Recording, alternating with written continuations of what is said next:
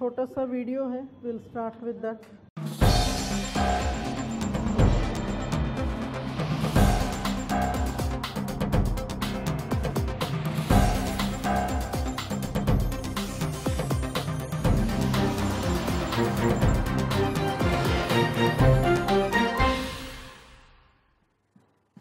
Bienvenue à tous. Welcome to Reporters here on France 24. I'm Mark Owen. In this edition, a way of life unchanged in thousands of years is now under increasing threat. The Jarawa people are said to be among the first to have migrated from Africa thousands of years ago as part of the early evolution of our planet and our population. Their way of life is protected by law. They live in a vast zone, its perimeter guarded by the military for the conservation of their way of life. But more and more, the outside world is getting in. Poachers stealing the wild boar. The Jarawas hunt for their food. Criminals selling this as bushmeat at illegal markets. The overall effect on the Jarawas could mean their extinction. There are only just over 400 of them left. Our reports from India. The Jarawas want to have self-rule over their land to preserve their traditions. The Indian government seems more concerned with developing tourism. And the risks, well, it could turn the Jarawas' lifestyle into a human zoo. Alexandre Durance has this. Meeting the Jarawa is not a task for the faint-hearted.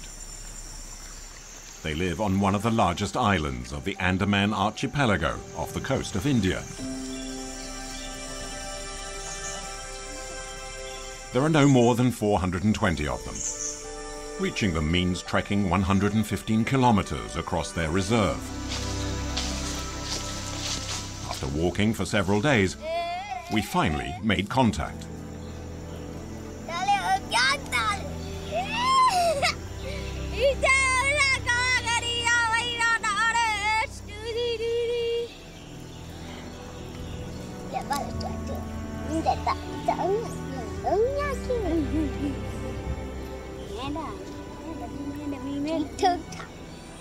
For 35,000 years, the Jarawa had no contact at all with the outside world. Let's see who can shoot the furthest. Recent studies indicate they were amongst the very first peoples to have migrated from Africa to the rest of the world. I'm going to try again. This time it'll really go far. In theory, the Jarawa Reserve is protected by the Indian Army and access is prohibited. But since 2012, contact with Indians living on the other side of the island has increased. Now, tourists and poachers are threatening their fragile way of life. More than once, tribesmen have traveled to meet with the authorities, but their complaints have been ignored. That is why we decided to break the ban and meet them to hear their side of the story. We lead a peaceful existence in the forest, and we're happy.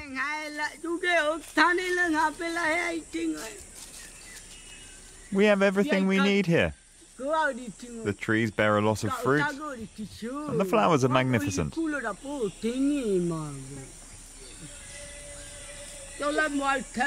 Here, everything is beautiful and peaceful. We like sharing everything. We are all together. And we only hunt what we need.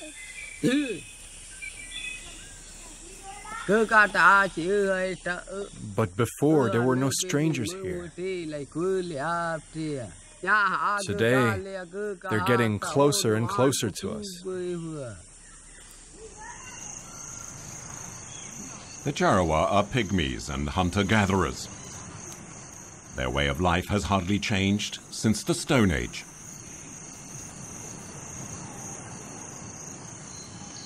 The change has come quickly, and they now have tools, torches, and kitchenware. And they have started wearing clothes. Most of their possessions were given to them by the park rangers. Rangers who were created by the Indian government to protect the Jarawa from the outside world. Since then, however, their way of life has been changed forever.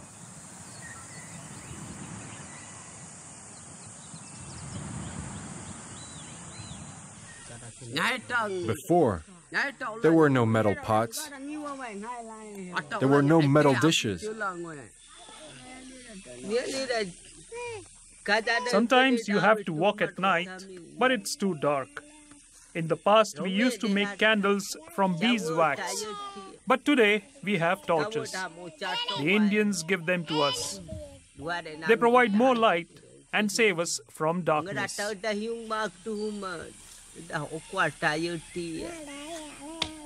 Today was all of that. Things have changed. Today, we can walk at night. In the early hours of the morning, the men go hunting. But there's a constant fear of running into outsiders.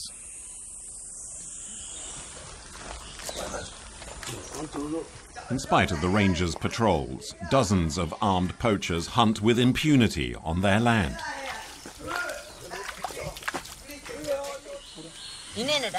There are armed poachers who shoot at us.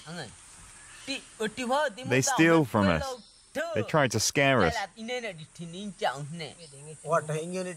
They want to buy wild pigs from us. They set traps to catch them. They kill our pigs. Sometimes they even give us a little money or clothes. That's how they steal our game. Before, we only ate pigs, but now there are hardly any left. We were forced to hunt deer for food. We don't know what to do anymore. We sit down and think about all that. We think about it all the time.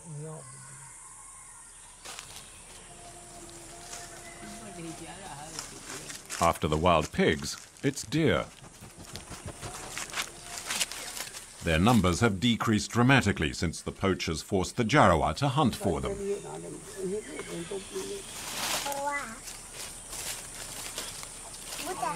Wild game is being sold illegally on the Indian market. But the Jarawa have even worse things to tell us. They're offering us tobacco, and they want to show us how to chew it. It's not good for us. They give us alcohol. We don't want that either. But they still try and make us drink it. We don't want any, it's bad. But they try and influence us. It's like that in your world.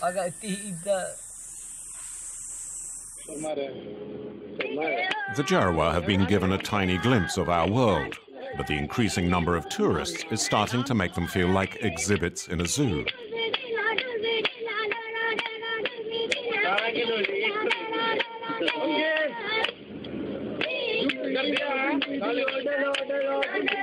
An Indian policeman is filming for a tourist next to a road that crosses the Jarawa Reserve.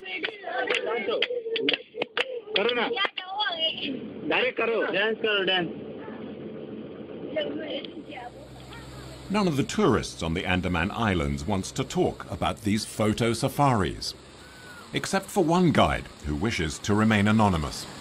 70 to 80% of Indian tourists who arrive in Andamans, in their package, like it's always there, like, you know, just to have a look, like how these Jarawas are, like. And that became actually a commercial business for all these travel agents in Port Blair. Like, and people are taking nude photographs and they are selling their CDs, like, you know, naked ladies dancing. I feel like it's actually sort of an exploitation, like these innocent Aboriginal primitive tribes, like, you know. At the beginning of the road are the same signs you will see in game reserves.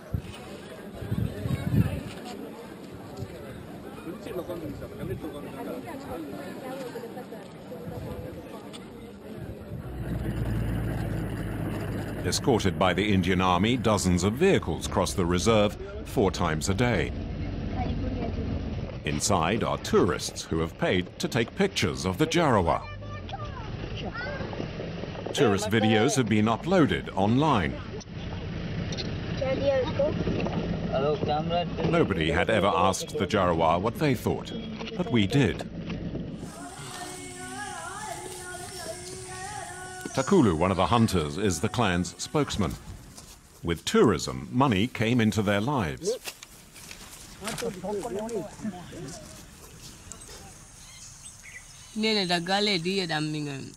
Over there, they give us money to go shopping.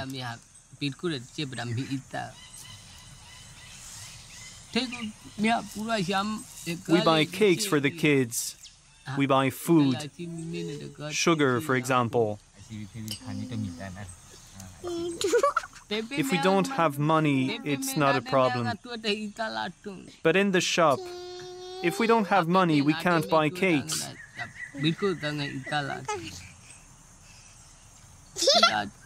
If you don't have money, you can't get anything. We don't like going on the road. It's very bad. We don't like going there. With the Indian government focusing on developing the archipelago, the plight of the Jarawa seems to come a distant second to other concerns. Especially now the Andaman Islands have become the most popular destination for India's new middle class. The ruling nationalist BJP party is denying the Jarawa the right to self-determination, something the Jarawa say is unacceptable.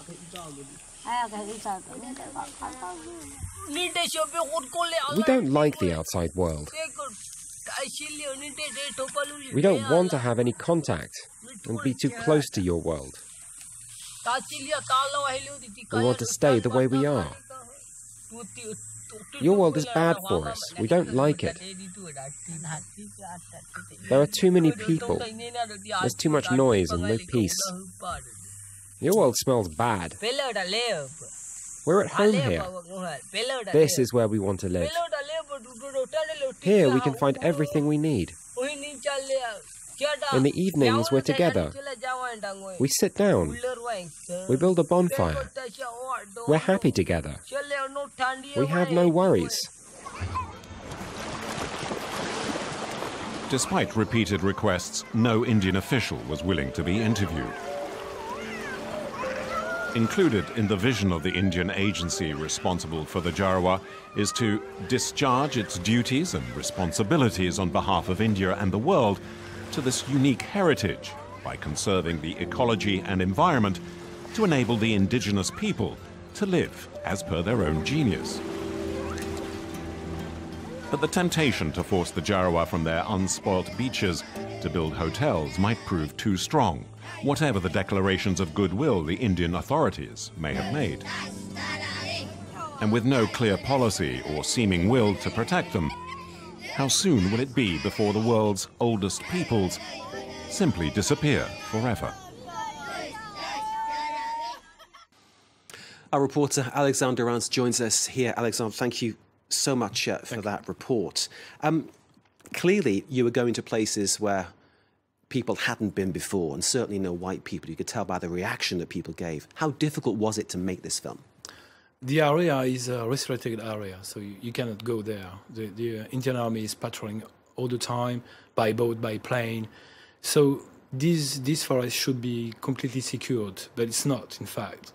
So we made our way inside this territory. We investigate for 4 years, and we've been there 4 times. Very small amount of day each time. And since then, the situation has worsened a lot. In 2014, the Jarawa women have been abducted and raped by Indian men. And poachers go there, they give them alcohol, tobacco, and they hand the game, as you said. And now the situation is getting worse and worse because the Jarawa are only 400 people left. You can see a comparison with American Indians, what happened to them, Native Americans, when the Europeans landed in the 15th century. But this people is far more ancient. It's been there for many, many, many more years than the Indians in what is now the USA. Yeah, the last studies revealed that the Jarawa came from Africa 70,000 years ago. And this story is repeating itself, in fact. We can see that what happened in America is going to happen now in the Andaman Islands. And Alexandre, an ancient people, and they are protected, but somehow they're not being protected. Why is that happening? In fact, this territory is a blackout. There is no media allowed there, no anthropologists. Nobody can go there to study the Jarawa or to report what's going on. So this is why we get in to give the Jawa a voice. And the Indian government stated recently that the Jawa want to join the mainstream. They want to become Indian. But in fact, nobody ever asked them if they want to do that. So this is what we did. And I think the answer is pretty clear. They said, we want to stay as we are. Tell us the impression that you got of how the Jarawa's life is, what their lifestyle is, how they live. It's a life of happiness and joy and freedom. It's just amazing to see that. And also, this is very sad to understand that it could be stopped very fast. So, yes, it's a quite very impressive experience. And a feeling that the Indian government is more concerned with developing tourism in this area than actually preserving this rare people. Yeah, a few months ago, the Indian government stated that they want to make Port Blair, which is the local capital of the Andaman, the biggest port on the Indian Ocean. So this is not only tourism, it's also economical development and army development. And, you know, there is very few places like Andaman Island in India. It's compared like the Maldives or Seychelles. So there is a huge economical and touristic potential there. And they want to exploit it at the maximum. And of course, for the Jarawa, that looks, well, very bleak in the future. Yes. Alexandre, thank you very much for your film, exposing a part of the world that, well, nobody ever sees, but you got there for us, and thank you very much indeed. Thank you. Alexandre de Reims with that report, which of course you can see again via our website, france24.com. This is Reporters on France 24. Stay with us.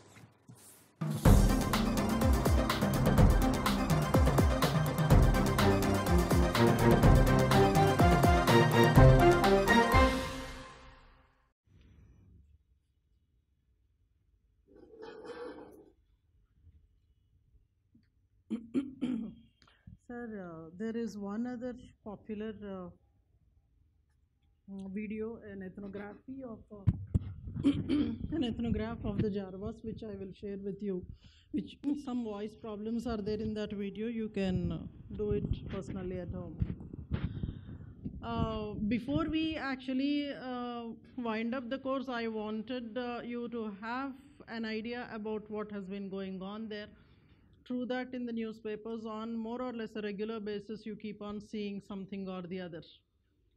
But then as many of the students keep telling me that once we physically have a look at the ethnograph, it has a lot of impact on the mind and the thinking process and an understanding.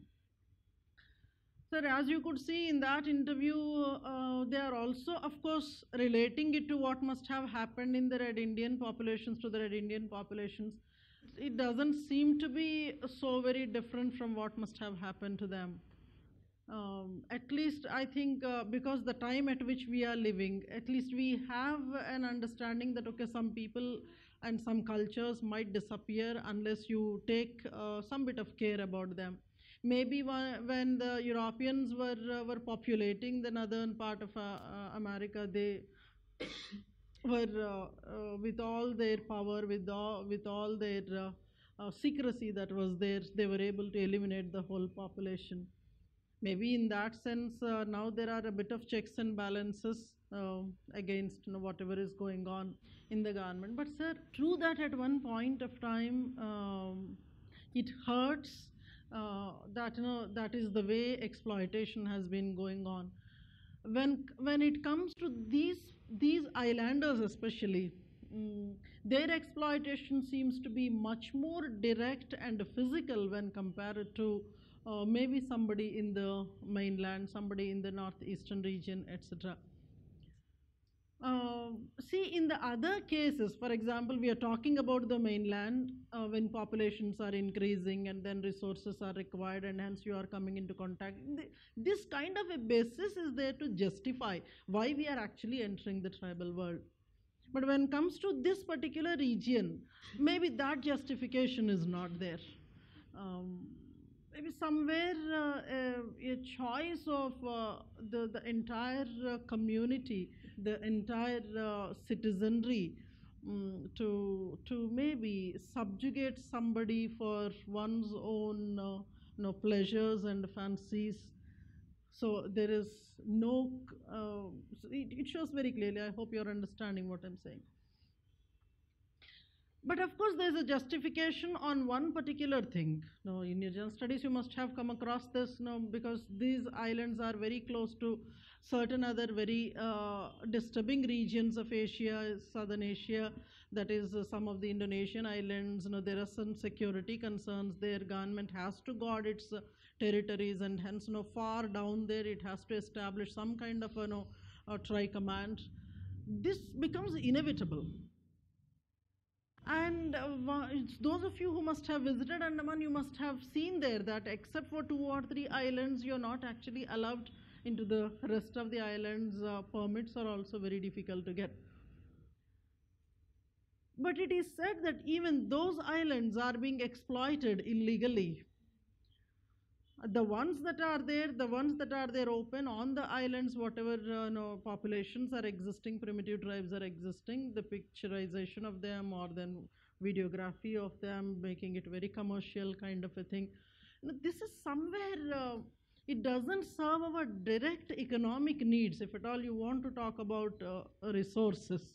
So I think it is here, there is everything said and done, there is a faulty decision, not simply of the government, of the people also. We cannot blame government for everything.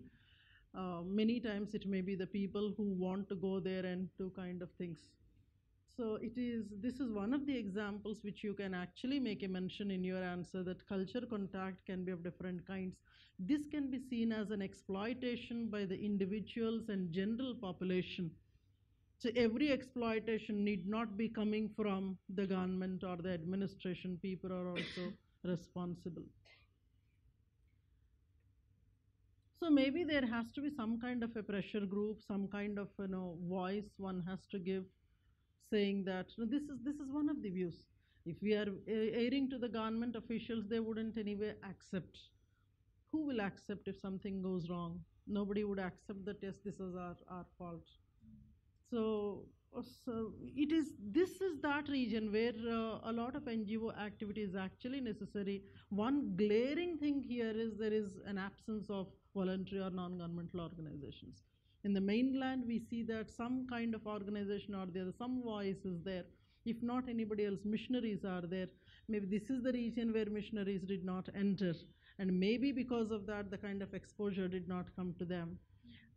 If at all, long time back, at the time when they were starting to come to Bengal in the 1700s, instead of choosing Bengal, if they had chosen Andaman, maybe Andaman would have been much more prosperous than India itself. Maybe it could have declared independence for itself, because territorial distance is there, geographical distance is there, kind of. Maybe that could have been much more willing social change that they must have instigated in the population. I'm using very rightful words there. Now you want to, but then you are not taking the consent of them. That is the whole thing. That's where I wanted to introduce to you one small concept.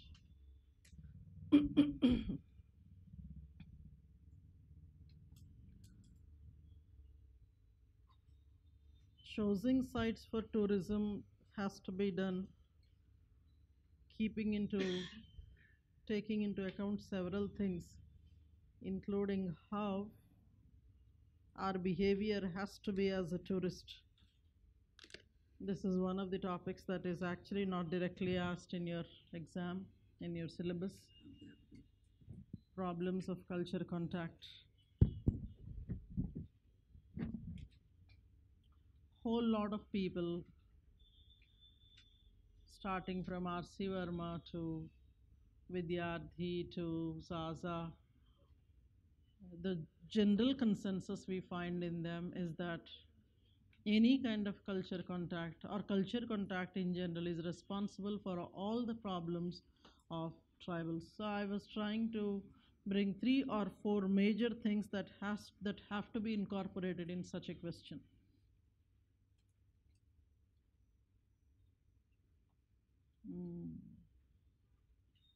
So, अच्छा ये था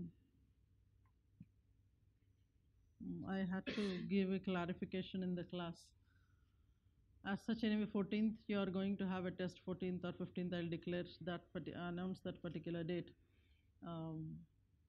But see, most of the questions that we are giving in your exam are the ones that you already had a talk in the class, many times structuring of the answer, etc.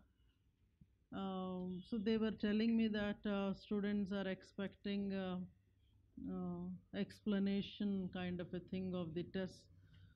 So maybe that you are making me do the course again by asking for an explanation of, if you are not my student, some outsider is writing the test, if he is asking for an explanation of that kind. So that is justifiable. But then my request is, suppose any particular question you are not able to approach properly, you can message me, mail me, whatever, so that I will do the. I'm not saying that I won't touch the question paper at all. Aisa hai nahi. If any difficult questions are there for which answers are difficult to find in whatever discussions we had, you are free to ask.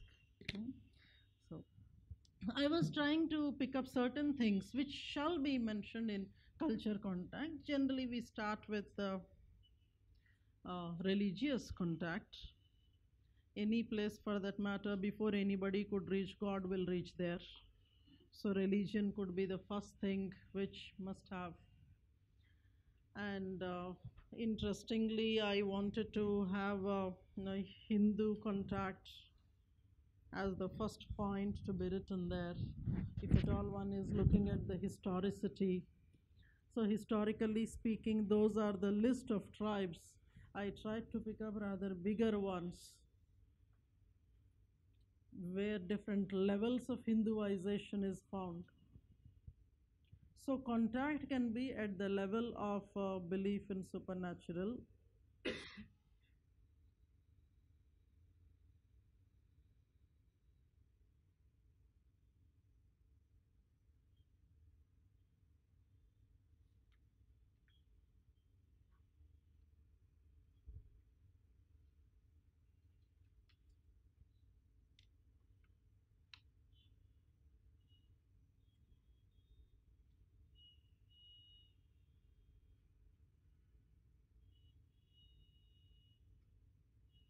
I did not elaborate on certain things there.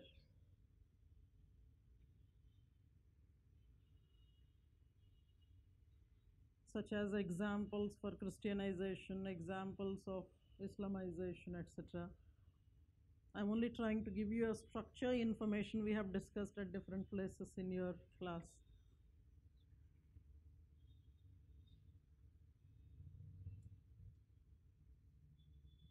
Though I have said this many times earlier, I want to repeat it here, that see to it that, see, whenever you are picking up a question to answer, try to think of any school of thought or any thinker from general global anthropology that can be mentioned in your answers.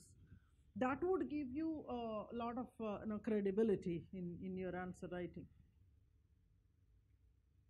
Maybe now you can experiment in the examination, the true examination. You may not be able to experiment. Make it a habit now, so that if you're in the thinking process, you would get used to identify such kind of linkages. So when it comes to the economic aspects, it may be loss of economic subsistence. For example, when the Jarawa you were looking at, they are speaking of the wild boar population, which was the main food stake of Jarawas. People, outsiders, are trying to hunt, etc. And in return, they are giving clothing, which was actually not really necessary for them. And they were taking the wild boar, giving a bit of breads and cakes, whatever. So see, artificial sugar you are introducing to them, and then the natural food, natural protein you are depriving of them.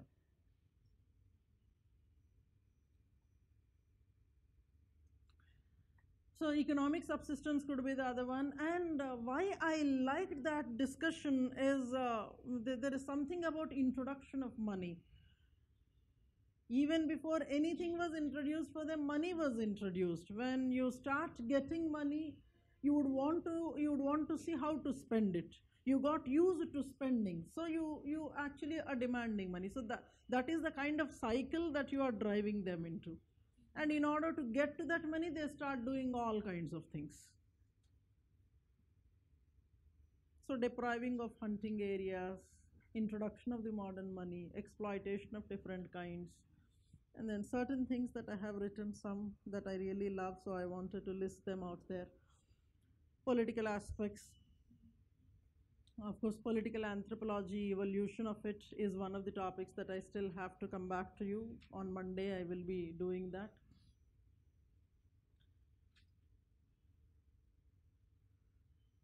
When mainstream punishment methods are introduced, it shows that you are trying to override the centuries-old ways of handling their disputes. See, it's like intruding into your very personal affairs. When the societies have evolved to certain levels, you start to judge people, saying that how can you hunt somebody's head? It is very violent and very inhuman. But I don't know, we will have to also look at the level of inhuman attitude that we are showing towards them when we are doing certain things. So those are some of the things that are actually considered to be not right according to the modern mainstream law, whether it is headhunting, marriage by capture, or marriage by elopement, etc. We have introduced a jail in them. We do not want a blood for blood. For whatever bloody thing you do, we are making them sit behind the bars, feed them properly, give them good health, so that once again when they come back, they are totally fit to do the things in a much more efficient way. They can plan like Neanderthal was planning down in the caves and trying to draw things and plan his hunting expeditions. These people can also plan, get into the new contacts there, strengthening of all criminality there, kind of things. And you have the other ones, penal fees. These are all the things that do not exist anymore, wherever we are extending the modern legal. So those are some of the examples that I have written. Maybe you've heard about them, you can incorporate, or that is actually to give a new thought, like UCC. If at all the examiner wants to go highly offbit from your syllabus, he might incorporate such kind of things as 10 markers or so. UCC provide an anthropological perspective. So you should be in a position to add. See, in your regular reading, you might be trying to compare different religions and why you need something like a uniform civil code. When more than one diverse cultural groups, religious groups are living together, there is always a possibility that one is getting bombarded into the other. And when that is happening, when the relationships are getting established, the civil procedures have to be worked out. If at all it is for the registration of marriages or the kind of divorces, inheritances, status of children, etc., etc., all these have to be properly. That's the reason why we said earlier also, marriage is not between two individuals, it may be between two communities, and everything else is decided based on what you're actually doing. This is generally the discussion, multiculturalism, etc. Your duty will be to incorporate, if at all UCC can be extended to the tribal areas as well, tribal populations as well. See, it's a different story that working out a conclusion on the general population diversity within the general population itself is taking time. So if at all you want to bring in the tribal populations also, so very diverse of them, and what is the kind of system that you would want to impose on them? Maybe the mainstream Hindu system you would want to impose. If at all they have already converted into one particular religion, that might come into conflict. Or if are they really ready to take up the mainstream mainstream laws, personal laws? For example, I have written somewhere there excommunication, or protection of the totemic animals or killing of some of the totemic animals when they are not really happy with the way your wildlife laws are functioning, will they be happy to receive? So this could be one you can think about on UCC. UCC, an anthropological perspective. So this could be the three of the major components: religious impact, economic impact, and political impact. I'll tell you something. You can perhaps also incorporate certain other things like locality rules, status of women, divorce laws. We have seen how simple divorce can be in some of the tribal communities.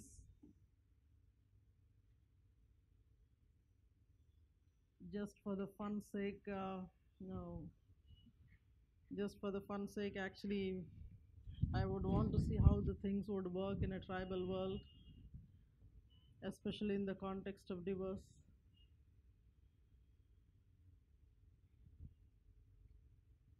The examples that I have written there are the ones who are exposed to such kind of changes, marriage payments, and the tribes like Meena. There is a complete reversal. There's a complete change towards the mainstream. Bride prices are substituted by dowry. So somewhere mainstream has already decided that, see, this is what is a desirable thing, and we are trying to offer the same thing to the rest of the world. It's as simple as the classical evolutionist looking at his own society, offering to the rest of the world, saying that, see, this is what is the route that you'll have to follow.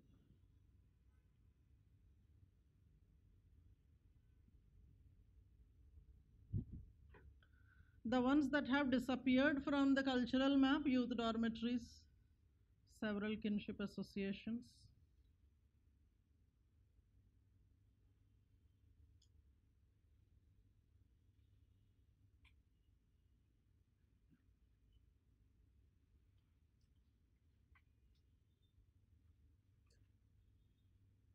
Some bit of writing will be there on certain topics today. Then we will give more examples related to kinship associations. There are the other culture contact issues. Cutting short the big list. There can be cultural contact, or meaning social contact. There can be economic contact, political contact, religious contact. And all those things might result in displacement of the people with the mega ventures.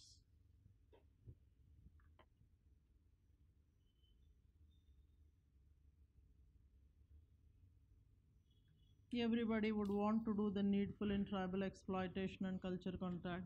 So the other individuals and things come, like contractors, policies.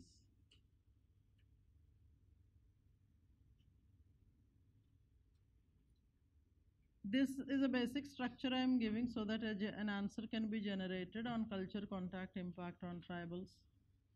Many times they might be succumbing to the load that is coming from outside, because as the interview itself was mentioning, nobody had asked them, nobody would ask them. How many times you were asked in your life what exactly you want? I don't know.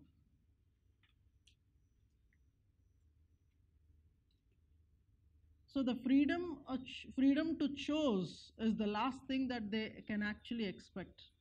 But then there are certain islands of knowledge, islands of awareness and wisdom, where some people have emerged and they started questioning the identity, and they started raising some kind of movements, tribal movements also. Your syllabus talks about quest for tribal identity.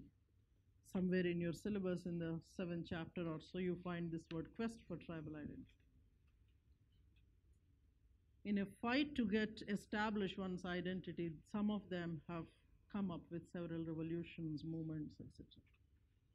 That will be our subject matter at a later topic. There's something called social change among tribals. There we are going to talk about various movements, tribal movements. Remember, sir, for questions such as these tribal movements, There is one thinker by name K.S. Singh. He is a very contemporary historical writer in anthropology. He is the one who tried to categorize when it comes to establishment, running of NGOs, or topics such as tracing the evolution of tribal movements and assertion of the tribal rights in India. He was trying to give a categorization, chronology. He was a first generation student of LP Vidyarthi, so the same kind of tendency we find in him. So in each of the time periods, before independence he has certain phases, after independence he has certain phases. He identifies what are the reasons for movements at particular points of time, and he explains with certain examples, which forms a very beautiful answer which you can either use in the optional or in the general studies. So this is one question, sir. Make yourself ready with that question. Problems of culture contact.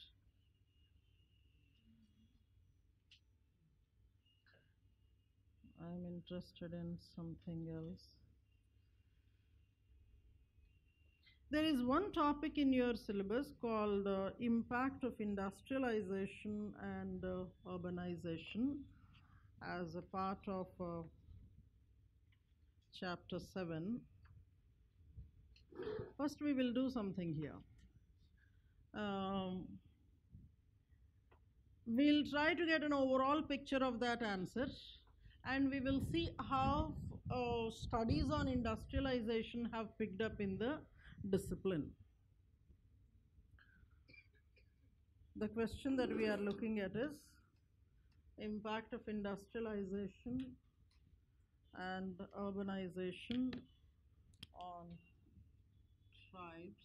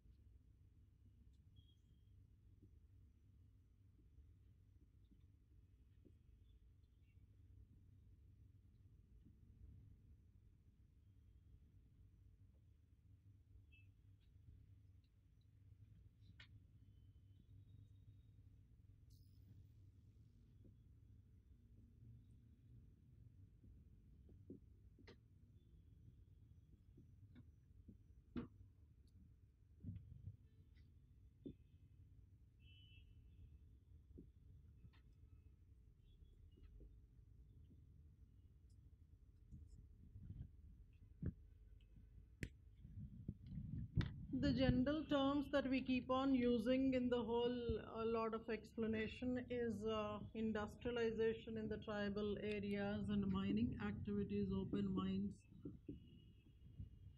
On the other hand, you have urbanization where a lot of culture contact, climatic damages, environmental damages, people being pushed into urban centers, unemployment, and then expanding infrastructure, individual exploitation, and several other things apart from industrial nomadism. Your answer should revolve around these are the things that should definitely come in your answer. I would want to introduce a couple of names here, then we will start discussing what we have written there.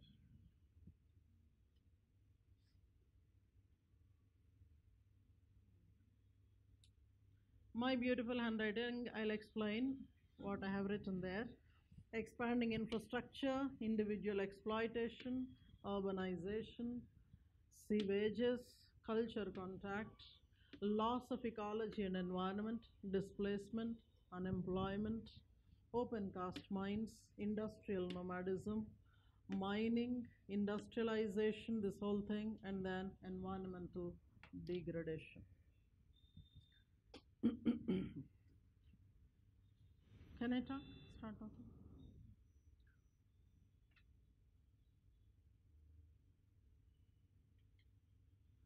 Maybe I will first start with how things have uh, begun in anthropological studies, then we'll pick up each of them from there. Did you finish drawing, painting?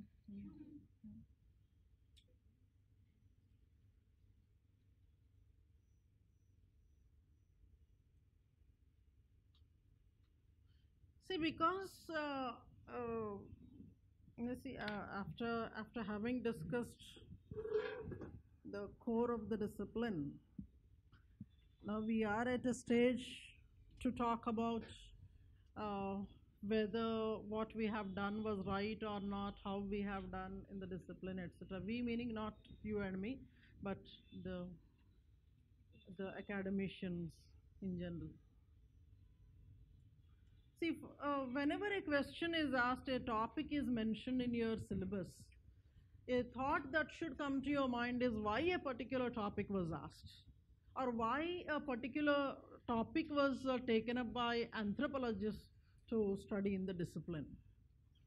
So when it comes to industrialization, this on the face of it doesn't look to be the core of anthropology. Because if one observes the content that the discipline aims at is to study maybe the simple fellows, the tribal fellows,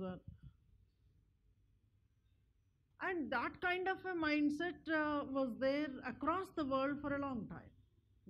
The discipline was not getting into industrialization. Interestingly, the first studies about industrialization impact on the natives and tribals, this had started from Africa, where the first European arrivals have happened.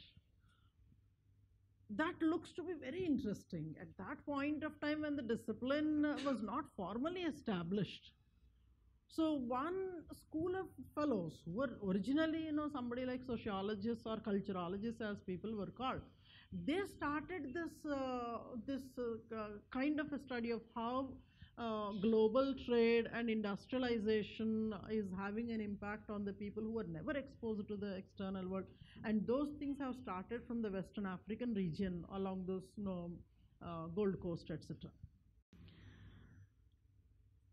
That can be seen as the beginning. And the second major event had happened in the 1870s. That was in Guatemala in Southern America.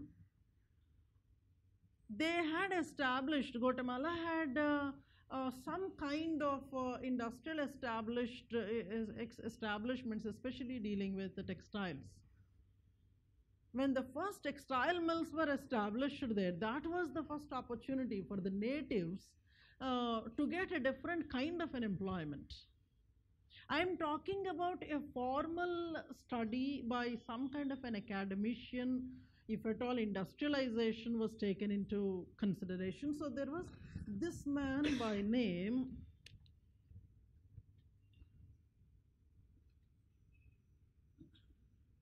Nash. he was the first one who started studying the tribes of Guatemala and how textile industries have introduced all those kinds of things, plethora of problems, when you are giving a job. See, as long as you don't have a job, you don't have a problem.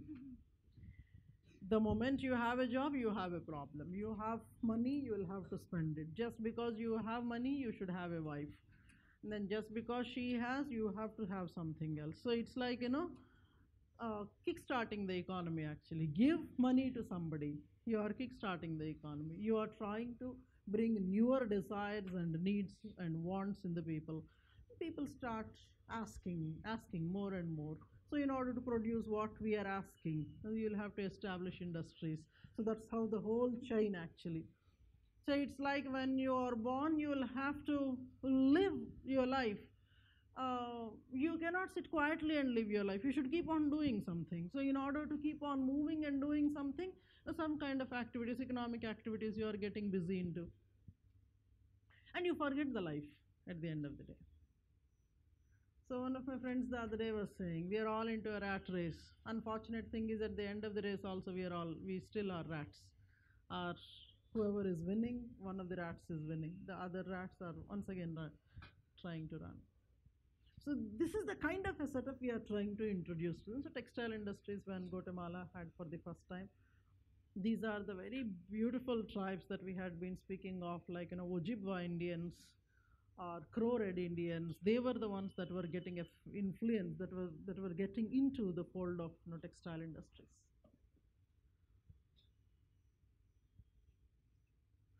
And when it comes to India, the study of industrialization was much, much later, after 1950s only, industrialization impact. But I do want to mention there about writings of D.N. Majumdar, A Tribe in Transition. That was the book that he had written, Tribe in Transition. He was trying to explain how the Khasas were experiencing a change, tribe in transition, the change of Khasa tribe, and elsewhere in the ethnograph of the Ho. You remember we wrote it as a problem-oriented ethnograph. The meaning of problem-oriented ethnograph is Ho were experiencing certain cultural problems, certain newer economic problems, and that's where D.N. Majumdar was trying to analyze what could be the solution for this kind of a problem that they are experiencing. So in the name itself, you can understand a tribe in transition or a problem-oriented ethnograph. He is trying to point out certain problems that are emerging due to culture contact and possible solutions he was trying to offer. Apart from him, there was somebody called Nash in 1958, an anthropologist by name Nash in 1958. He was the one who gave the particular scheme of approaching industrialization impact on tribals in India. See, at the end of the day, this is where the answer actually differs. See, the same kind of a question we see in general studies also, like industrialization and impact on tribals. You would be very happy writing 10 points with a side head and underline and whatever, and then you would feel more than elated. But the problem is the examiner should get delighted. Same answer you write here, he would not even look at you. So what happened was that Nash was trying to give a scheme of things such as, see, those are the 4 different categories that one has to study. In terms of emergence of industries, for him it was plantation industry that was first to come, followed by mining, followed by manufacturing. And then he was trying to see how tribal labor is being exploited for various other subsequent things.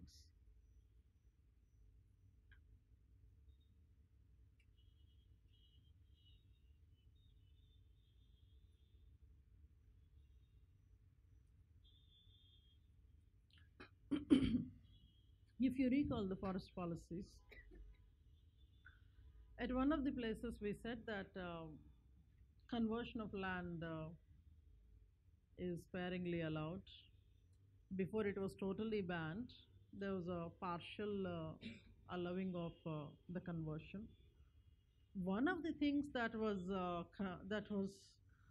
allowed for conversion was plantation agriculture. I think that one point somewhere I have missed in dictation. This you can incorporate there. In that 1927 Act, a partial allowance was given, a partial allowance of land conversion was allowed, and that was only for plantation agriculture. When you have taken this particular decision of allowing forest land for plantation agriculture, we already have understood for whom you have done that. It may not be for that small tribal fellow who is having some bit of land. He is not going to raise rubber plantations or tea coffee plantations and export it.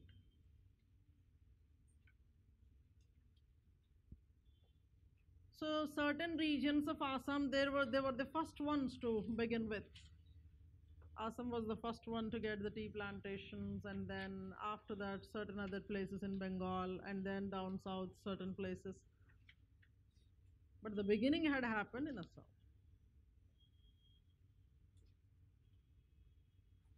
Now here what has to be understood is Nash was trying to present one very interesting element there.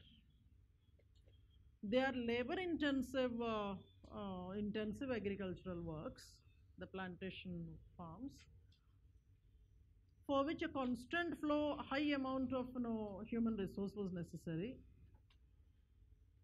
Interestingly, the neighboring people within Assam, within Bengal, the tribes that have small land holdings, or certain caste groups that were having rural communities that were having land holdings, they were not ready to work as the laborers there. They preferred to be by themselves. So the white fellow had nothing, no option left. He had to get labor from somewhere else. So at one point of time, Nash identifies that most of the labor force was coming from different parts of northern India, and subsequently from southern India as well. So tribes from central provinces, tribes from UP or Jharkhand, Chhattisgarh, these were the regions from where, and Rajmahal Hills, these are the basic sources of the labor. Meaning that you have tried to offer to them something on monetary lines. It is here that, see, in the evolution of culture, many times we got this idea. If somebody has moved from A to B to C to D, there might be a possibility that somebody might move from A to D directly by leaving certain stages in between. So these people are an example for that. Maybe a very primitive occupation was there, maybe shifting cultivation may be there, or maybe some kind of a foraging activity, and suddenly you are bringing that tribal population into this kind of intensive agricultural work, partially industrial work. So it shows that in their evolution they have left behind certain stages. Are you with me, sir? Are you comfortable? See, I cannot actually ask a question of comfort when I'm dealing with a problem, but still, as the routine goes, I should say whether you are comfortable. थोड़ा सा और bear कर लेना. I mean, hardly any days there. So I have been more than thankful to bearing with me for such a long time. But वही है, वही पुरानी कहानी है, जैसा कि हाथी निकल गया, पूंछ रह गया. We are trying to pull the Poonch out of it. So let us do it without getting tired. I want to send you in one piece back home. Aisa nahi, you're going back and saying that no more UPSC, let me go to the jungle and do kind of a thing. Your people would get bewildered.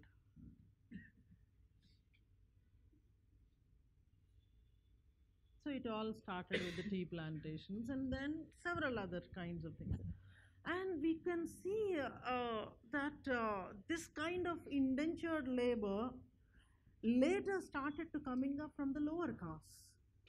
So it all had begun with the tribal populations, but later the lower castes in a big way, especially when it comes to southern India. And these were the people who could decide about, who could take a decision about crossing the seas and oceans and go a long way from their places, because for a Brahmin, for an upper caste, crossing the waters was prohibited. That is a taboo. You would be an outcast, you would lose your religion if you are crossing the waters, sea waters.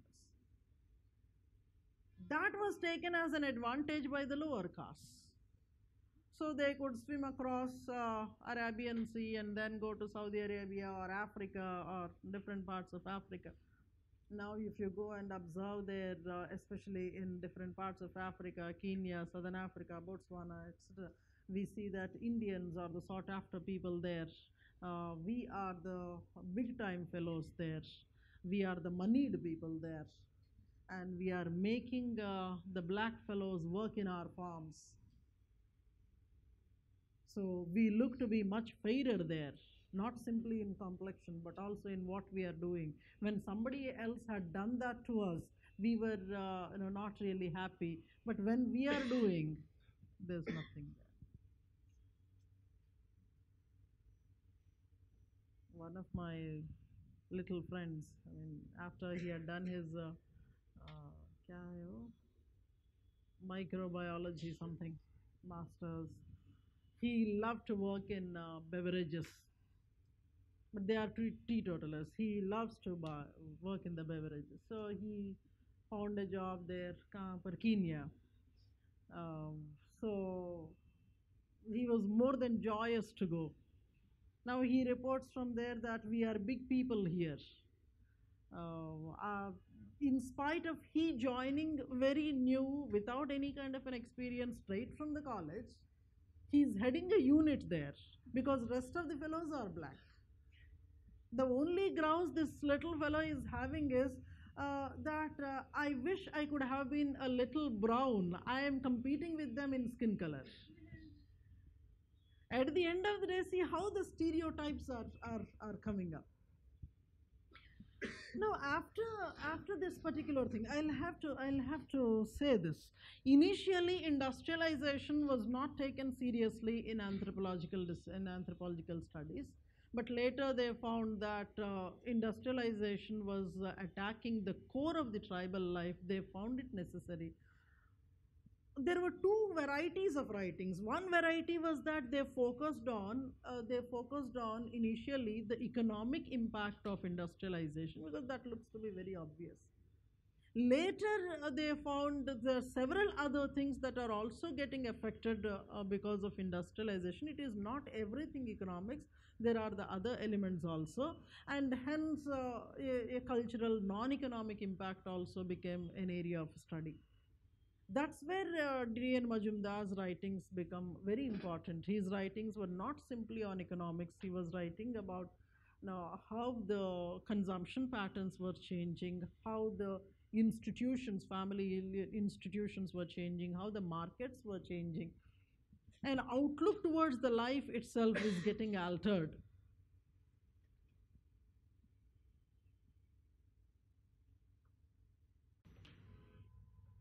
Then industrialization becomes a subject matter. Urbanization was examined, considered as an area of study with the help of American anthropologists alone. When we looked at all those lot of people like Robert Redfield or McKim Marriott and all their cousins and brothers and everybody coming and trying to experiment with us on expansion of urban rural kind of a thing. Then after 1960s, Indian anthropologists also started focusing it. Now going back to Nash, he was then considering mining, quarrying. So this is the chronological arrangement he is trying to make. First was the plantation. Second, to see the impact on tribals was mining activities and quarrying. Somehow, fortunately or unfortunately, the places on which they are standing, they are full of resources that the mainstream community requires. Either you empty the place or we will put you in the dig. Maybe we would try to eliminate, we would try to dig out, explore the mine from there, and we'll fill the mine with your bodies. And hence they anyway have to leave the places. Interestingly, they themselves were forced or allowed or offered to dig the mine for the mainstream society. So here also we see that a sudden transfer, sudden evolution is happening, or we're skipping the stages there. From a very primitive economic occupation, you are getting into industrial labor. We have seen industrial labor as a mainstay when agriculture was losing its significance or it was changing in the mainstream society. We use words like depeasantization, where agricultural communities are giving up agriculture and trying to find a job in industrial setup. శ్రీమంతుడు సినిమాలో శ్రీమంతుడు, that's the name of the movie. Srimanthudu is moneyed person. So a family wants to move out from the village so that they can stay in the urban area. So our hero explains to the family, you won't find much there. It's only that from the window you can see more buildings. It's only that you feel that you are living in an urban area, otherwise there is nothing there. These things look interesting to hear. We cannot encourage people to stay in rural areas anymore, because those are the places where at some point of time we could see milk and honey flowing. There is no milk anymore there. The milk from there is getting bottled or packaged to the urban centers. And your own cow, your own buffalo, you cannot use the milk of your own buffalo and cow, because the sahukar is there to whom you will have to sell, or the milk van comes every day to pick up. If, for instance, there's a less supply of milk that day from your buffalo, you are adding some water and trying to provide.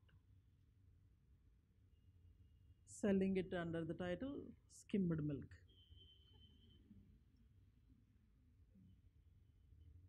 So many varieties have come in the milk these days.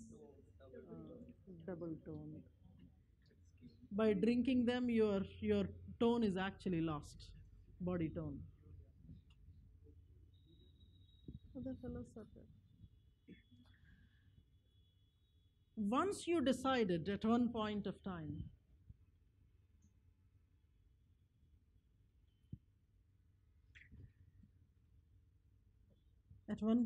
time, we decided that we have to increase our GDP. Numbers became important. He told us that big is beautiful. We grew up before 47 listening to that old man that small is beautiful. Suddenly an opposite picture, opposite lesson was taught, and everybody started to love things that are big. So there was a number game. Yesterday there was a full-fledged discussion on falling GDP rate by about 2%. And hence some schemes are actually, so okay, if something negative is happening at one page in the newspaper, you should see that government is coming up with some kind of insurance kind of things. Loss of trust in the public, that's a very costly thing. Maine kuch nahi kaha. I have my vote reserved for people. I generally vote for independent candidates, whoever it is. Whoever, irrespective of who it is, an independent candidate. The name looks very interesting, independent. He looks to be independent. Whether he can do something or not. I think the things are getting worrisome. Now, when numbers became important, manufacturing industries, it's not simply the tribal manufacturer, small scale manufacturer was also suffering. So, like herds, people were driven into the machines. अच्छा वो movie का नाम मुझे याद नहीं है उसका that Mookie movies used to be there. City something like Charlie Chaplin wala industrialization and how the things happen. He gets stuck in the machine, then tries to get out of it. So the vagaries of industrialization actually, the very apt way of picturizing. Just imagine a tribal is going there, trying to work say in a car industry in the assembly line. Instead of he trying to fit the nuts and bolts, he's getting into the fitting machine. So the whole lot of population that was not having a basic education was getting into industrialization. You are actually opening doors for the new prospective diseases there. And that's how things have been. And then came tribal labor that was becoming wiser. At some pockets in the country, particular parties, labor parties coming up, trying to give them knowledge, wisdom about how the exploitation has been happening. This is where you can talk about the reddening of the industries. And where the reddening was happening, rights movement started to emerge. This is how things are. This is the idea of Nash. Now let me go back to Manufacturing industries, those might be micro and small, or cottage industries, can be anything. the focus is on big. Small can eliminate small numbers, and encouragement of small was very late to come. Before the by the time small decided that okay, I can escape, maybe I can commit a suicide. At such a time only you got an encouragement by about 1970s or so, when the party changed and they said that okay, small fellows should also be taken into account, kind of. By that time the patient died. Nothing was left out. Always being an anthropologist, we need to write no to tribal. But in few cases, few tribal communities are more developed, almost equal to upper caste. In few constituencies, they are dominant and they are making kabjas and illegal activities and all those things. And they are more industrialized and all this and claiming and filing fake atrocity cases against other castes. Can we write the same thing in the answer? You can say that there are elitistic tendencies, shrewd people coming up, taking advantage of the legislations that are provided, without saying that they are doing kabzas and kind of things. You can say that they are cornering the benefits of the larger community and becoming much more elitistic. See, in every community you have this. When more than 100% are there at a downtrodden state, and one small tip of an iceberg is emerging to do kind of things.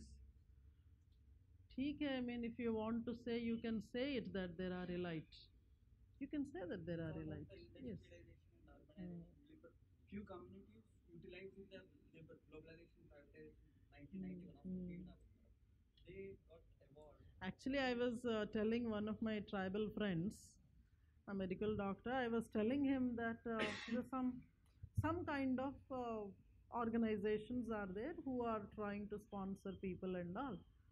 So I was telling him that if at all in his relatives, kinsmen in his village, If somebody is there, he can guide them to us and we will help out, direct them, kind of.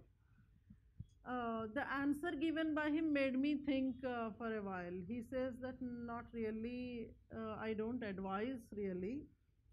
The moment he said that, I was thinking, because I knew how this particular person grew in life. We will go back to that at a later point of time. But then when he said that, I thought maybe he's more than selfish. But he was explaining things will not be useful because I know the kind of crowd that we are talking about. That would come only for a merrymaking. I don't see any serious candidates who could take a benefit of what you are actually thinking of. May not be in my own hamlet. I may look outside the hamlet and then try to. So what he says is, when you are trying to sponsor the candidate, give him money, he would be busy spending the money rather than trying to prepare for. I actually didn't know how to respond. Maybe somewhere down the line, awareness levels are extremely low, I think. It may not be the case in all the tribal belts, but he was very particular about it. No, don't try to waste your resources, and kind of we will see outside our hamlet where people might be really serious of taking up the careers, kind of. I know. So the will to progress also is very much important. That's where the awareness levels have to be built. What you are speaking of definitely happens. Can we write? You Raj, Navudu Raj, problem in there. Navudu is Hasteve. In Nash, the chronology, last one is tribal labors. But before that, we might have used tribal labors from beginning. So how that particular would be? I have written that word in order to say that, in order to communicate that awareness levels or the awareness of rights of the laborers have started to come. It's not that tribal labor had emerged there. Right from the beginning, the talk is that itself. So legislations or movements for the protection are asking for the rights of the tribal laborers, etc. That had begun at that point of time. Rights issues, as you rightly said. A few things that I have written there. So in the writings of industrialization especially, you'll have to mention LP Vidyarthi, because he had extensively toured and written about especially the Chota Nagpur region, where he had first-hand experience of seeing not simply displacement but also cultural inferiority emerging due to industrial nomadism.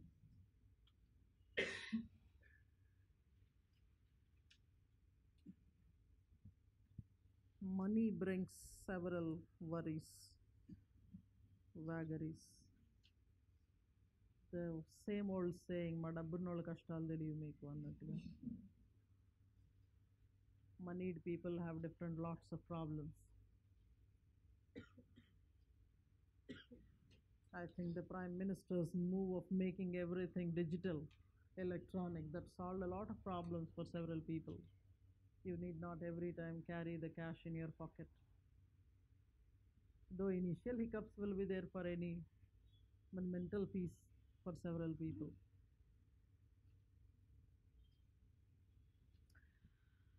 Now, there are a few things here. I especially would want to talk about the positive and negatives in the political, and then the kind of traditions that are leading to the revolts.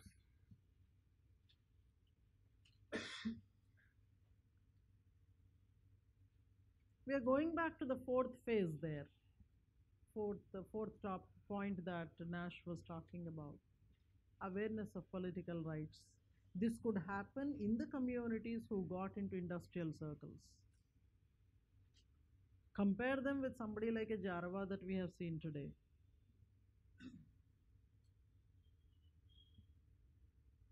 He has no knowledge, he has no awareness of the rights. Now he's starting to talk about, because somebody else is coming and telling him that you can talk about the rights. Compare him with somebody in Raj Mahal Hills. The tribes that grew intelligent, that grew very wise because of exploitation.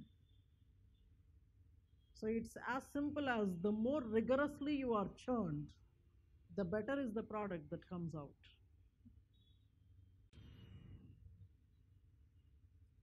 Without being subjected to such kind of pain and atrocities, they would not have come to realize, they would not have come to a point where they would either revolt or talk about the rights. Generally, when we see somebody at the top of some scale, we only look at him, but the steps that he must have taken, the pain that he must have taken to reach there, that goes unnoticed. So when somebody is launching a movement, she was heading that movement, or whole lot of population was coming together and then saying that, see, we don't want these projects, and trying to damage whatever the governmental intentions there was. From a distance, it looks to be an anti-governmental, anti-national, anti-establishment, all anti-negative terms that we try to attach to them. But what must have gone to their lives that they alone can understand. So I think Jarawas have to go a long way before they start talking about any rights. But my fear is before they know the rights, they already would have vanished, like many other populations. So there is a positive side, there is a negative side. When you are opening not simply the cultural doors, you are opening the political doors. The mainstream population has started to rule you, irrespective of whether you want to be ruled or not. This is a very, very pathetic situation actually. If we look back and see, now at many places time has passed and then we really can't go back and correct the things. Though we say that we have come up with district councils, hill area councils, where we promised that whatever you decide we would provide self-governing, self-administration, etc. Maybe at that point of time they did not understand what you are speaking, they didn't know what to govern from a new perspective, and you did not have an awareness. You tried to do the same kind of mastery over the region, and somewhere down the line that kind of bitterness had deposited in the minds, and now going back, and many times it becomes very, very, very impractical and impossible. Certain mistakes maybe perhaps be corrected, but many mistakes you will not be able to. So maybe we are at a time where we can talk about compensations, or maybe we are at a time where we have to talk about resettlements and some kind of delegation of powers. So at that point of time, how much ever you do, the other fellow is not really happy. Maybe you can apply to your own life this particular thing. When in the flow of the things, you do things, you take decisions in such a way that you are actually not looking at the other fellow. Sometimes in the fit of that emotion, the way you react to things, next time when that happens, you look at the person. I'm sure you would go back to beg for a sorry. Many times this happens. It is not happening at an individual level, at a cultural level it is happening. At a cultural level, you are actually not respecting what they actually might be needing. See, sometimes we cannot blame the situation also. Blame the individuals also. Things happen at such a pace that you don't have a control. But anyway, that had to happen. This is a Kali Yuga. It had to happen. See, such a beautiful excuse we have got. So remember, now, especially when it comes to Indian anthropology, Indian tribal governance, we are at a stage where The time has crossed of talking about expansion of mainstream economy, expansion of mainstream polity. That has already happened. Whether they liked it, whether they wanted it, they did not want it. And unpardonable mistakes have already happened. The time is that you'll have to try to undo the damage to the extent possible. Maybe give them education, convince them that education is necessary. Otherwise, we will exploit you much more. Your life will be much more horrible than what it is right now. Because previously you didn't know that you had to have the kind of education that mainstream had. That it is here actually I should really thank the kind of missionary schools that were established in especially in the northeastern regions. Beautiful schools where the mainstream actually cannot think of the kind of education that they are getting. So the duty of the administrator now is to convince the people that they should be able to get this education so that they are not exploited. You're not ensuring welfare for them. You are trying to say that, see, this is necessary, otherwise your life will be much more worse. Second could be that whatever education that you are giving, that has to be functional. I don't know how you make it functional. Because we know very well the kind of education through which we came. Many times that is a non-functional, dysfunctional education. Whatever knowledge you have, whatever curiosity you have, that curiosity will be properly killed. You are only taught that this is the only best way of doing things. Like how I tell in the class, this is the answer that you will have to write. The best way of doing things. So systematically we are killing the rationality, the questioning ability. So how, to what extent, maybe functionality, what we might mean is maybe a job guarantee kind of an education.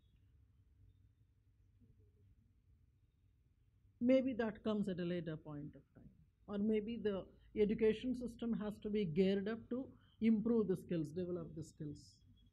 That's where I always praise the Telangana social welfare schools. The way they are being groomed, the children are being groomed. The upper castes and the high income groups are actually getting envious of the whole system. Just imagine 1 lakh of Dalits are being strengthened at one point of time down the line, maybe about a decade later, 5 years later, you see them flooding the market.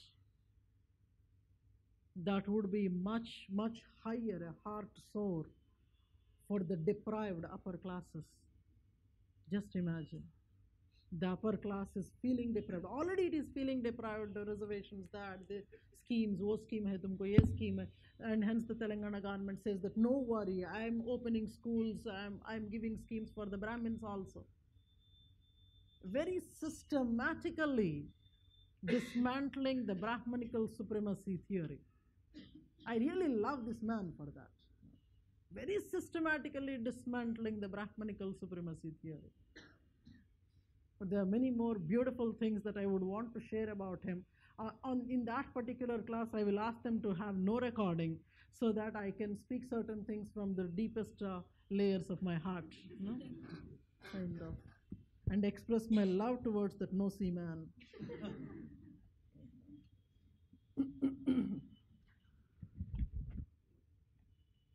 Consumerism is something, sir. So positive and negative. There are several other positives. We have been talking about the positives in political system, like democratization. You know that you are important when the number. So the same arguments that we have for a dominant caste, they can be extended here. When number becomes important, every vote becomes important. One of the chief ministers, when he was saying that sometimes a vote has to be bought at 10,000, meaning I'll have to spend the 10,000. I understand his problem. But yes, an individual became important. On the other hand, to what extent it has been playing a negative role, your own political system has lost its significance. You cannot punish the people as you want. You cannot hunt the heads as you want. You cannot take the blood as you want. Or maybe your representation itself is not there. You cannot decide whether a road has to be laid to your village or not. Somebody else has to decide. I'm not simply talking about a tribal, a general population for that matter. First of all, you don't know what you want.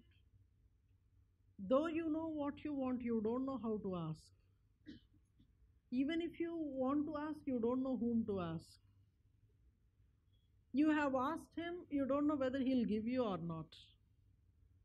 So you are actually in so many shackles from all the sides. In your family, in your society. Maybe I'm trying to picture a very grim picture, give a very grim picture of the human society and life. And I think that's what it is. But then in the interview, when a question is asked, why IAS?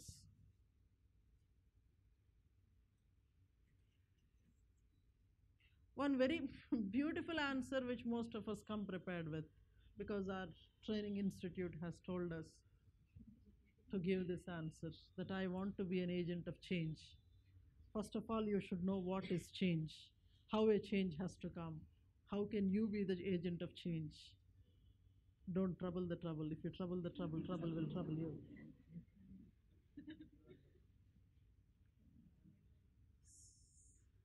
I actually give this sentence to my son, don't trouble the trouble. And he does it so nicely. He doesn't understand that he's the trouble. Life is like that. Don't know where our last laugh is. Shackles everywhere. On top of it, we have consumerism, maddening consumerism. We consume things not knowing why we consume them. It's as simple as neighbor has a bigger car, I should have much bigger car. He has a tall wife, I should have a taller wife. It's as simple as it is. People are getting busy with lengths and distances and sizes. Getting busy with them. I told you in one of our classes long time back, to see how things are happening back home when you are making the grocery purchases.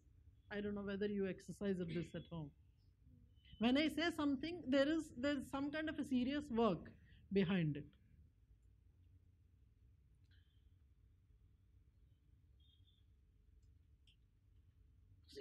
Everything is consumer run. We have seen in that marketplace, tribal marketplace in that picture, so much of plastic running around. Previously, jute bags used to be there.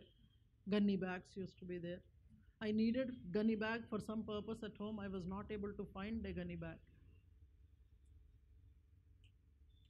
Then I had to ask somebody there, somebody who came from a rural area. They have packed certain things and got a gunny bag. Then I said that I'll give you a big shopper, give me that gunny bag. So barter was happening there. Kind of a thing, huh? I don't know whether it is a balance. But she wanted many, I wanted only one. Finally, I had to settle at a big cost. That's a different story. This you cannot have a compromise on, environmental, whatever. We will go back to note a few things there. Make a noting. I want to do two writings today. One is on industrialization, urbanization. Second will be on the topic of land alienation. So we'll start with, and sir, when land alienation is asked, a part of it will be industrialization, urbanization as well. So we feel that at many places we are repeating things. It's like that, no? Sometimes you have the same things round and round. You would be roaming around. So we'll start writing with industrialization, make a note. Impact of industrialization and urbanization on tribal population.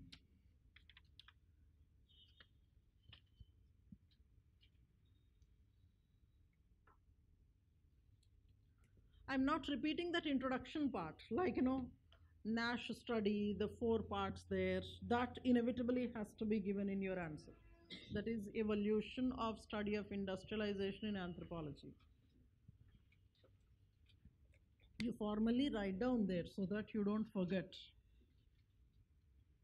Because don't know when will you open this book again.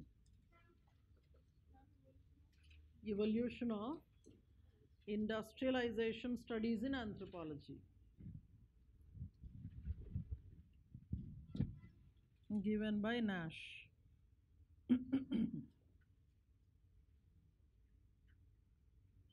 1958.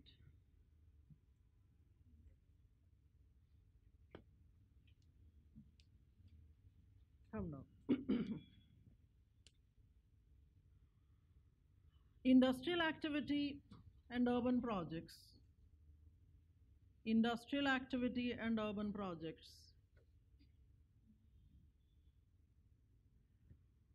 are located in tribal areas.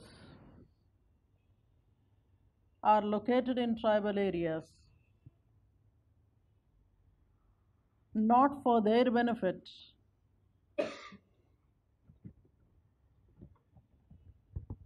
but for the greed of the non-tribals. Don't get me wrong, sir, for being so very negative. Keep writing. Not for their benefit, but for the greed of non-tribals and their lust for mineral resources. Their lust for mineral. Emma?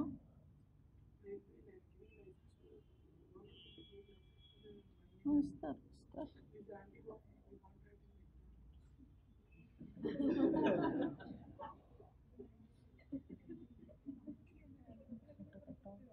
ఏదో చేయాలి ఇప్పుడు దానికి. Two problems here. One is you should not be branded as anti-governmental, anti-national. Because there is a fear that examiner may not give marks. Second is that when the discipline has to talk pro and anti of the establishment, that is what will give you marks.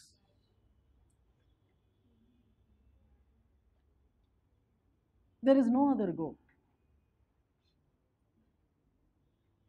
Maybe that's what I was telling in the previous classes also. The spirit has to be that I am there with you, the tribal fellow.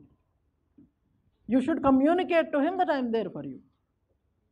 In fact, you will have to understand that being an administrator, maybe your first job is to be with him, not to be with them. Over a period of time, it transpired that you are with them, you are not with these fellows. That's where the problem is coming. That's where you are in a dual mind, whether to, or maybe you are in a single mind, that I should not be writing for them, I should be writing for the government. What you can perhaps do is, you can reduce the acidity in the writing. Maybe you can, I told you earlier also, you may use some kind of a soft word, which I may not be able to use. You can use a bit of soft way of writing and say that maybe government has to be much more emotionally, whatever, physically, whatever, attached to the tribal kind of a thing. But then I will stick to what I am presenting for you. Don't worry unnecessarily. Marks to aayenge, aana hai to, they'll anyway come. If they have to come, they will come. Examiner understands that this subject needs it. Examiner understands. See, your problem is less severe. Compare it to, say, somebody like a literature optional fellow. Because in some of the literatures we are forced to say that no foreign language writing. But you know very well that other than your own literature paper, rest of the ones you are writing in English only. You will write there because you will have to write it there. So, don't trouble your mind and soul.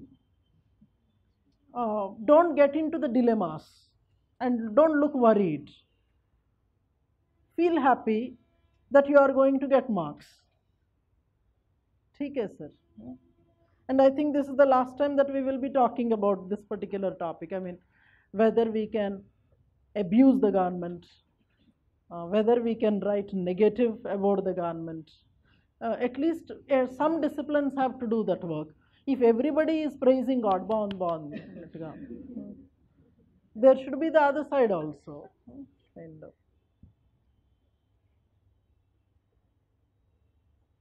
You took away 5 minutes of my time. I was saying that this is also for the lust for mineral resources. Keep writing.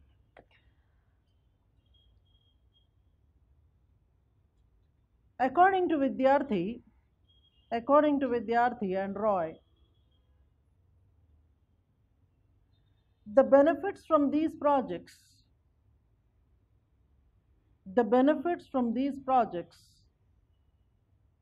were more oriented towards non-tribals. అలా చెప్తే బాగున్నట్టుంది. Were oriented more towards non-tribals.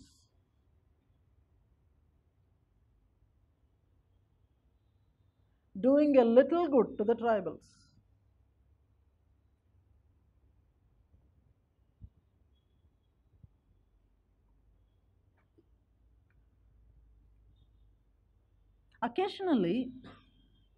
Occasionally,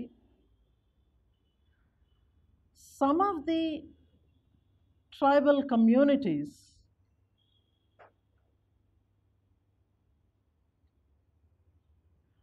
getting benefits from urbanization and industrialization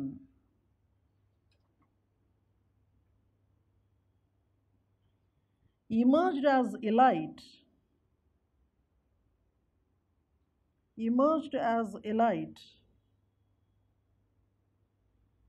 presenting islands of prosperity.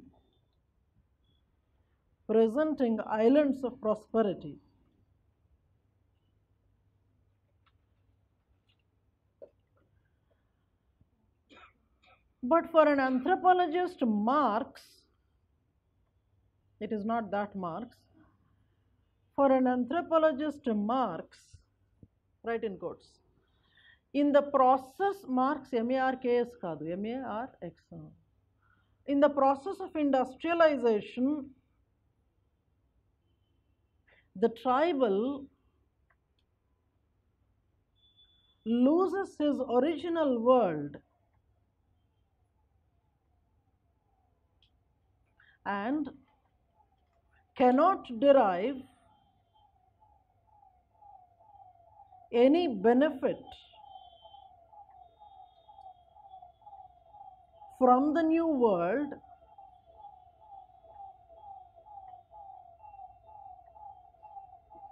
that only adds to his agony.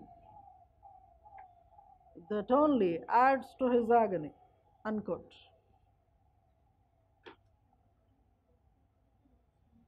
Vidyarthi lists the effects of industrialization and urbanization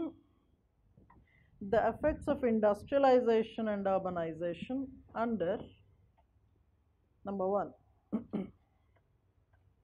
displacement and rehabilitation.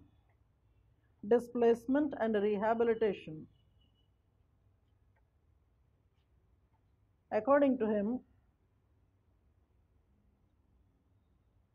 rehabilitation is as traumatic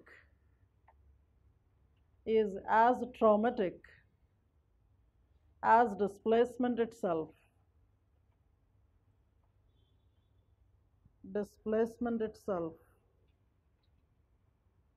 With no time-bound rehabilitation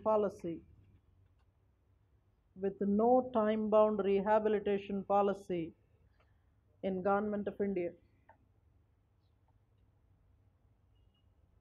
Write in the brackets.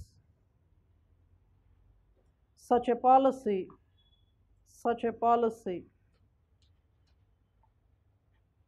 emerged only in 2007. Such a policy emerged only in 2007. Close the bracket. Ad hoc measures, ad hoc measures such as monetary compensations, such as monetary compensations, right in the brackets, which largely fail, close the bracket. Distribution of degraded lands, distribution of degraded lands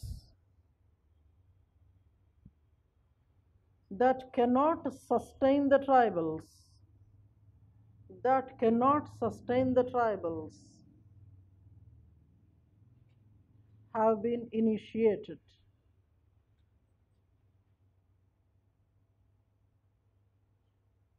Leave some space there to write examples of your liking related to the industries that must have led to massive displacements.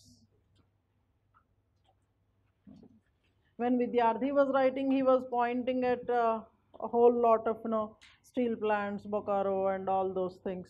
But later several other regions have emerged, Niyamgiri and kind of things. Come to the second one. Industrial nomadism. Industrial nomadism. Introduced by L.P. Vidyarthi. The concept was introduced by L.P. Vidyarthi in his book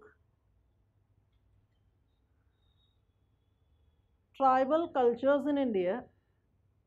Tribal Cultures in India, where he defines it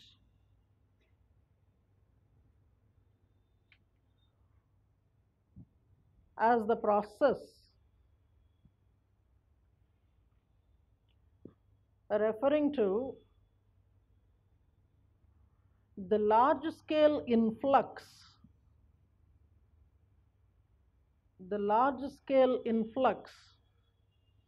of migrating non-tribal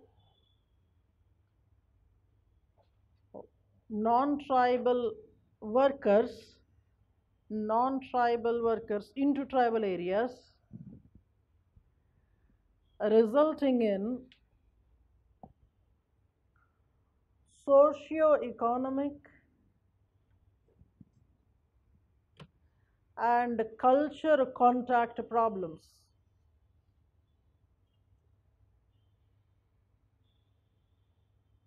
This includes looking down upon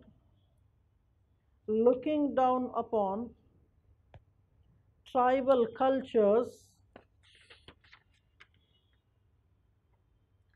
ill treatment of women,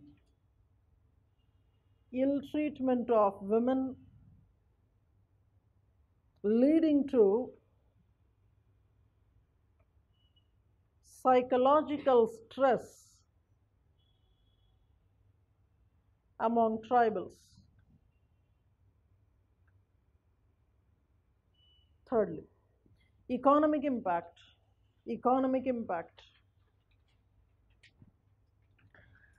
Introduction of modern money economy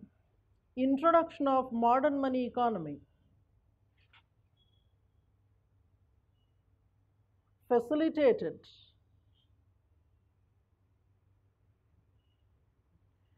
exploitation of tribal labor and their resources.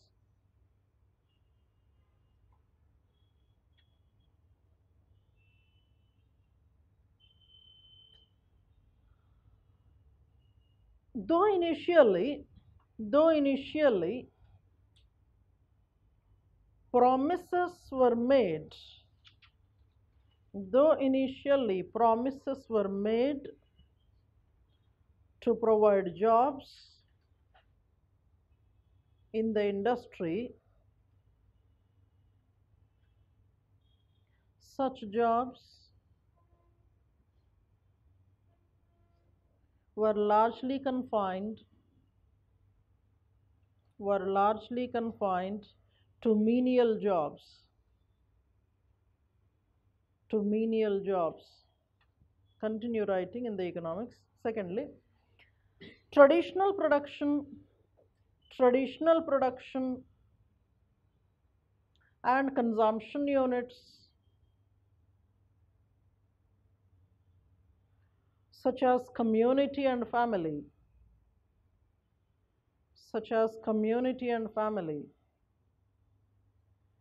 were replaced by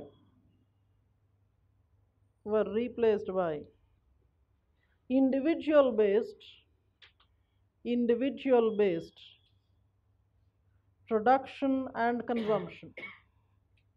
Individual based production and consumption. It introduced a me-centered economy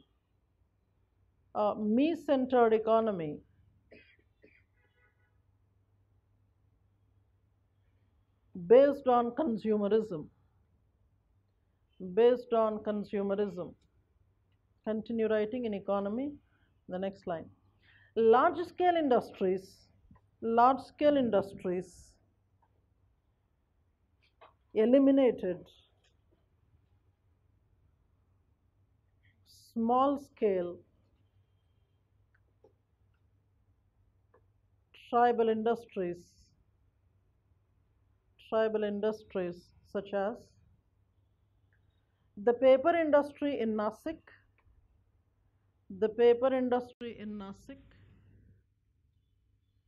and Kagaznagar affected the tribal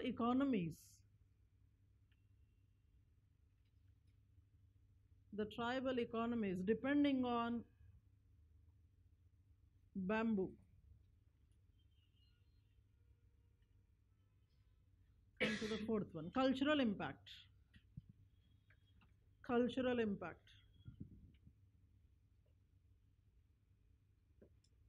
Industrialization and urbanization promoted nuclear family,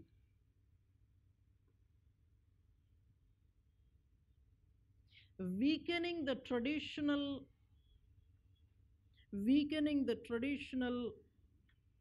kinship communities.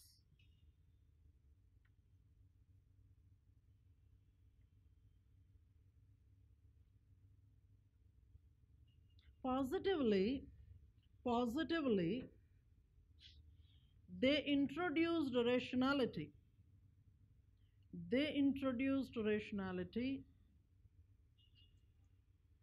helping tribals to come out of superstitions.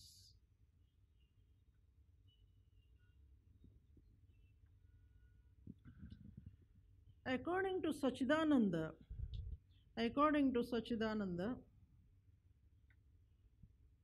write in the brackets in his book,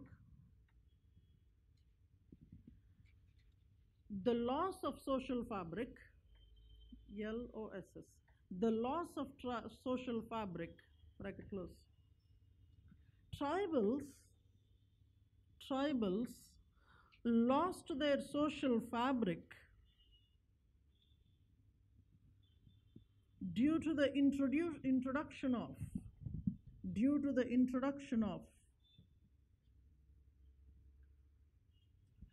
new social institutions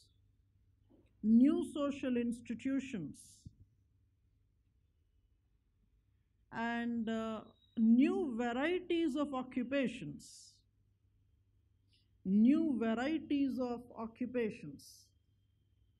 Continues writing there. He is Sachidananda, studied the regions of Bhilai and Ranchi, where the tribals were forcing their women into prostitution with the expanding highways,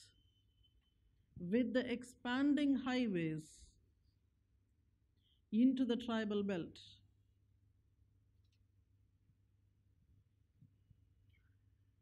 He reported the loss of totemic sites,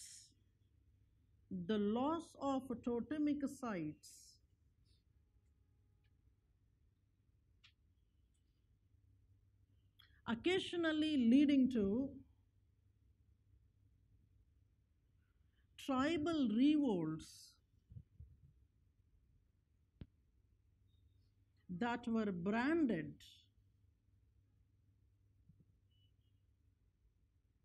as anti-social elements.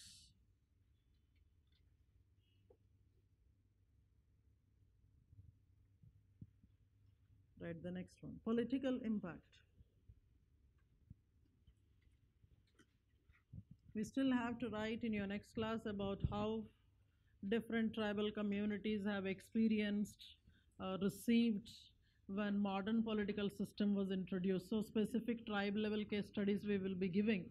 But here I am only making a general remark in 2 or 3 sentences, make a note there.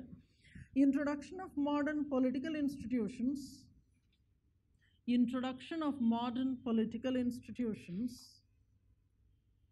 reduced the importance of tribal councils.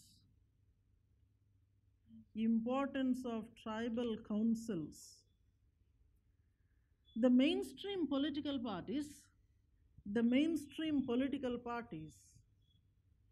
and labor unions increased political awareness of the tribals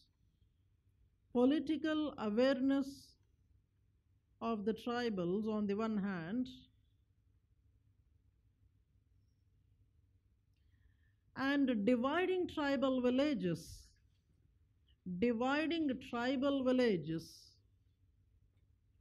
on the party lines on the other hand.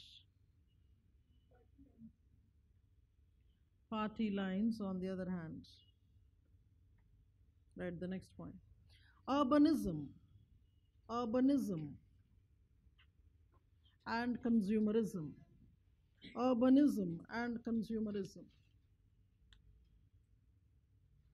The self-sufficient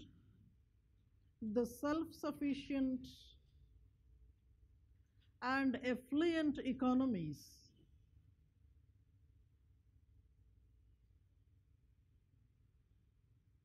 of the tribal population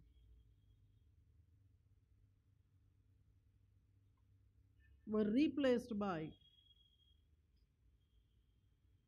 dependence and consumption of unessential modern goods such as cosmetics,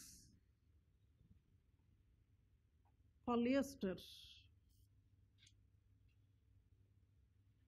cigarettes, and mainstream alcohol.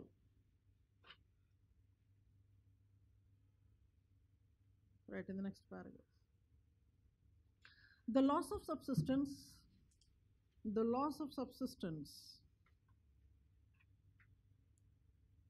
lack of leisure, increasing speed of life,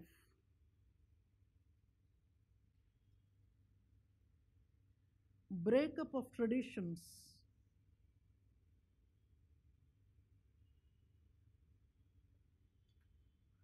dismantling of kinships,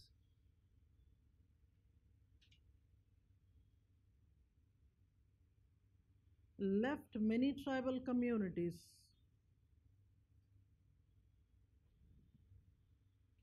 in a culture shock apart from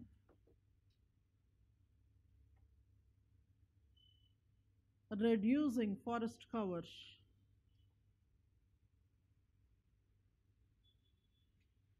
increasing toxic wastes,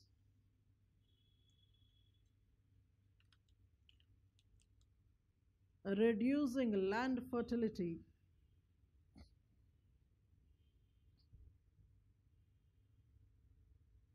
contaminated waters, etc. Contaminated waters, etc. Sachidananda suggested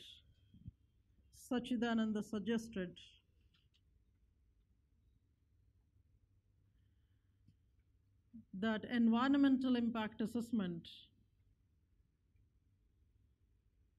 and cultural impact assessment with the inputs from the natives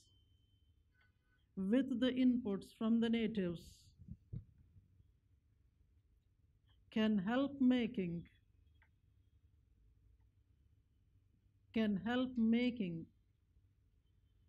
an informed decision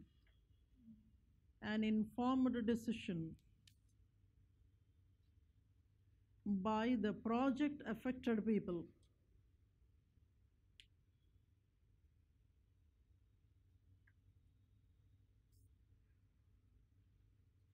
He insisted on skill development and providing employment opportunities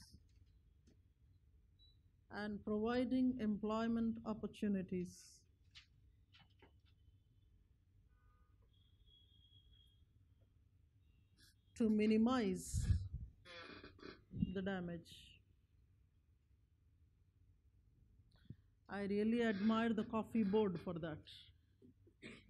Some of you who must have lived in the regions where coffee boards are there, in the formative years, especially,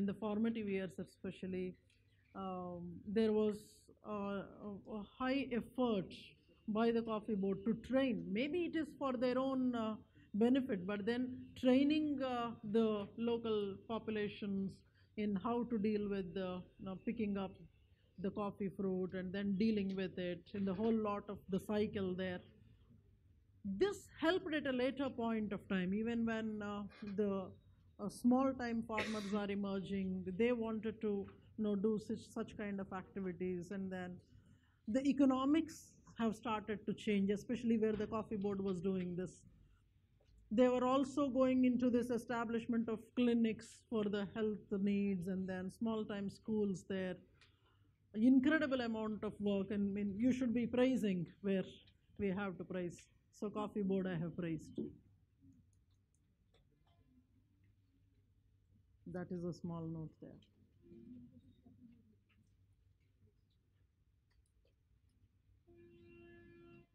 We had to do something else.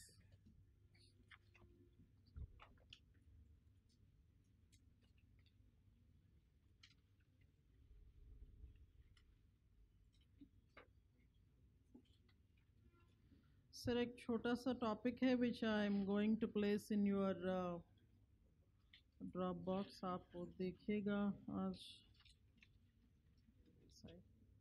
A topic of this kind which I generally don't like to talk about, but I don't want to deprive the student of the necessary material.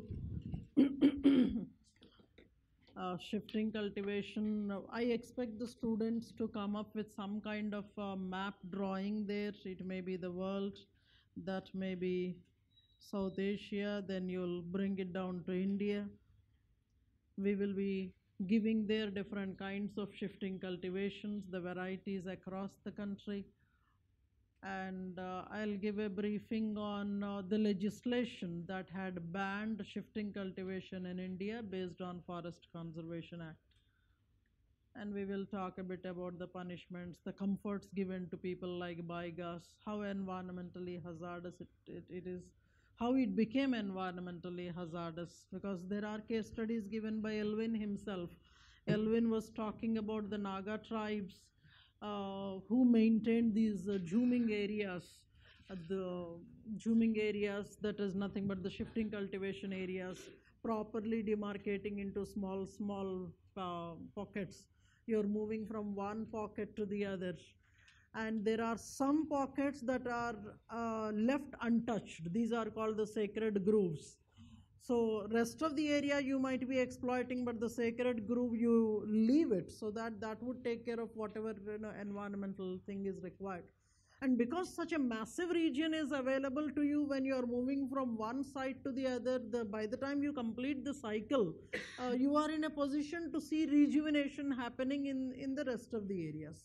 Population was also manageable, you are also able to move around, but from outside when pressure is building, your zooming area is coming down, and then in such circumstances, if you are moving from one place to the other, you don't have the time of rejuvenation there, and then you blame it on the tribal that you are eroding the soil. That's how things are. Somewhere somebody has done something, my area is shrinking, and then you are blaming me for what I was doing for centuries. It's as simple as it is. So it's like there is nothing like a universal good. At one point of time you found that it was right, and later you don't find it anymore there. So I'll be writing a few things which आप बाद में पढ़िएगा आराम से, देखिए क्या लिखा है. So many things out there. Casually you can read what they are growing, chilies, potatoes, how they are growing, what is the law saying, permitting. I'm sure you'll enjoy. Certain problems, even if you don't enjoy, you should write about them. When it comes to the topic of land alienation, what we mean by land alienation is tribal is getting alienated from his land, from his geographical regions.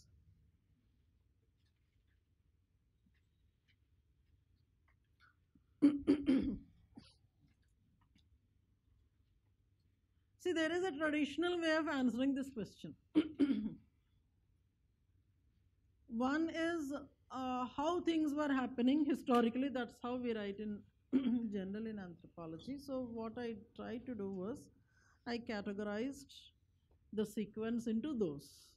At one point of time, there was an ousting of the tribals by certain people, meaning physically dragging them out of their territories. Couple of examples we try to give about each of them. At certain other places, there was a gradual takeover of the region. Certain other places, because there was a primitive agriculture, you are driving them into some kind of a primitive agriculture, depriving them or asking them to stay at one place, making them sedentary people. This we call peasantization of the tribals. The same agricultural communities, agricultural tribes, with the introduction of industrialization, etc., becoming depeasantized. I want to lay roads and railways for your benefit, so get out of the way. That is one way of doing things.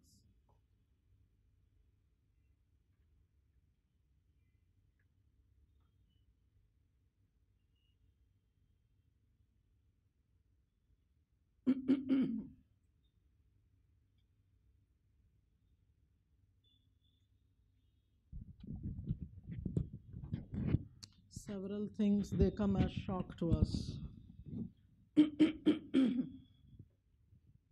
I remember my own childhood example.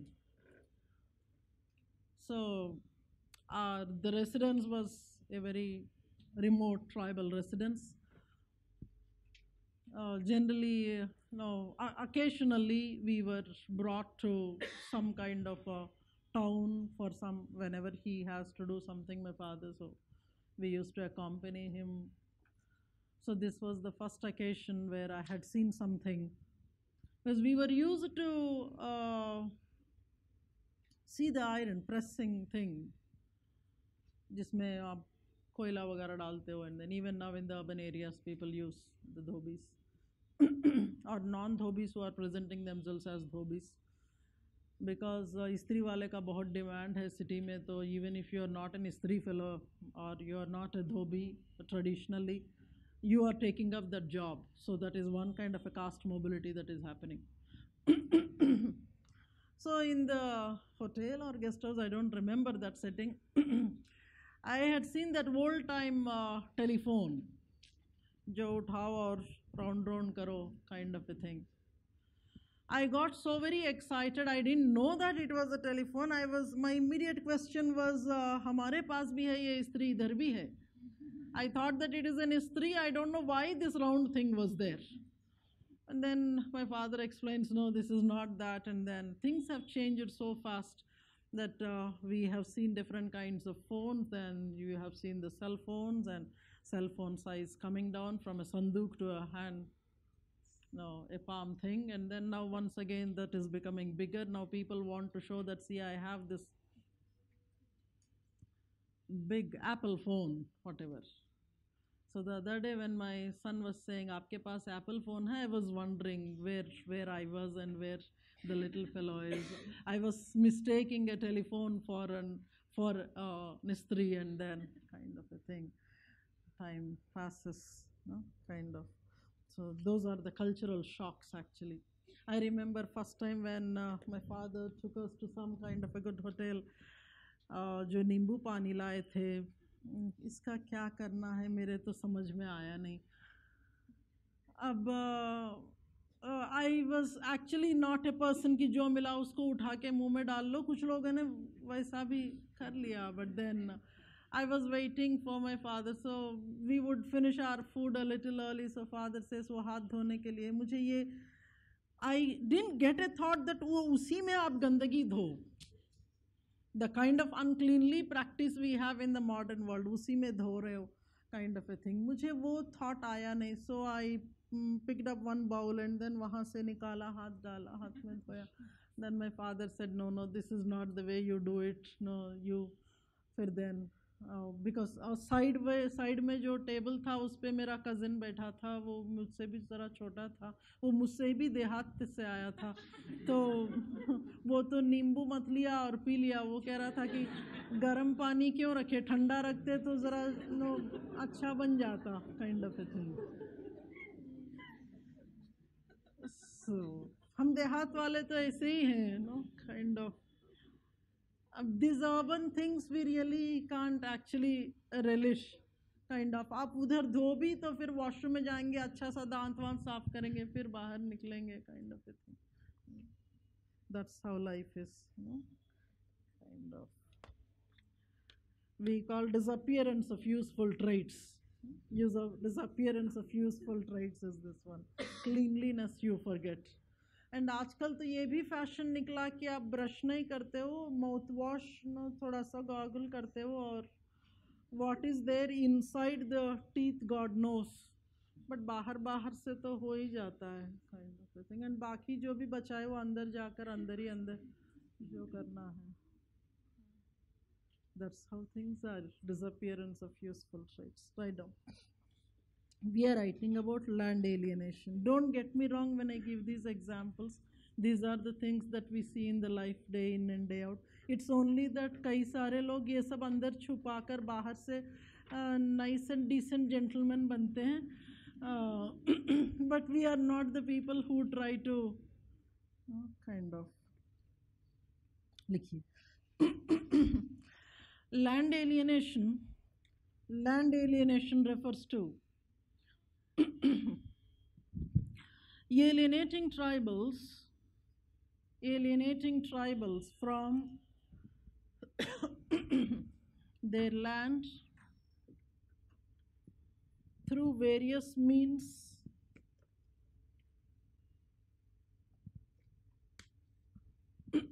currently affecting over 88% of tribals. Currently affecting over 88% of tribals, at different scales. Keep writing. When compared to the mainstream,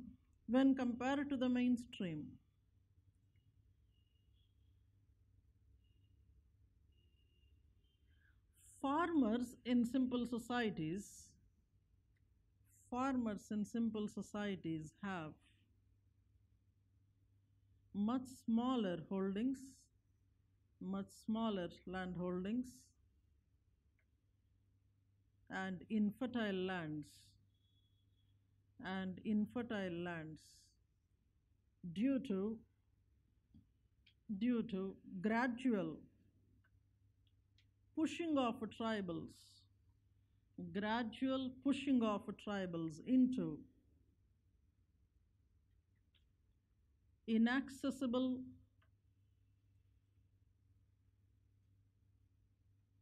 resource-wise scarce regions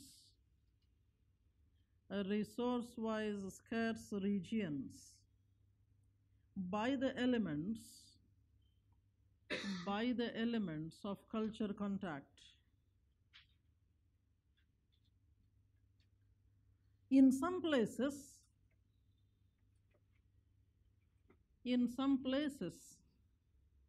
though tribals are official landowners,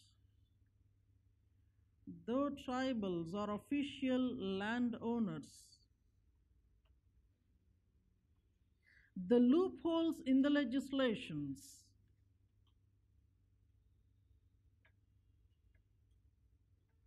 and cultural practices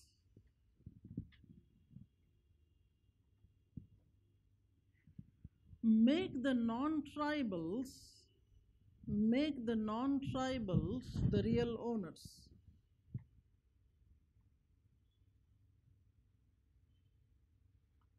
For example, the Muslim and Hindu moneylenders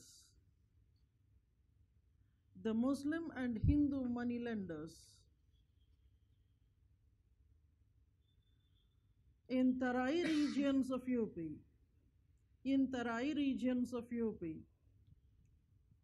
and the Gujars and Bhils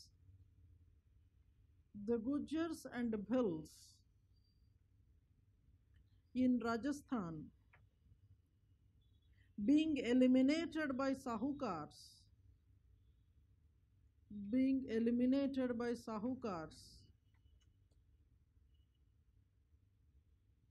the Badagas and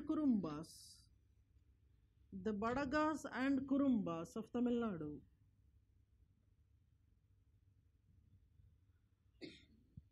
displaced by several people, beginning with the British, throughout history.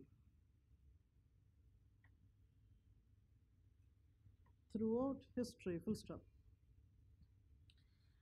Thus, the erstwhile landowners are converted into landless and agricultural laborers.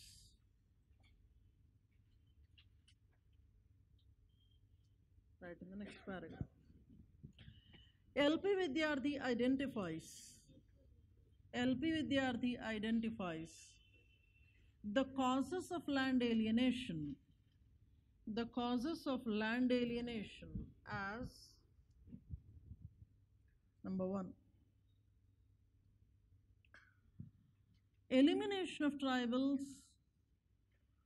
elimination or ousting of tribals from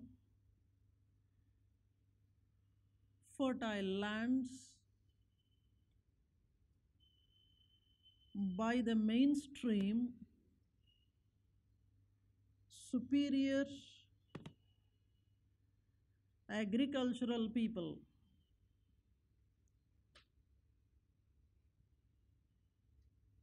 For example, In the western central India,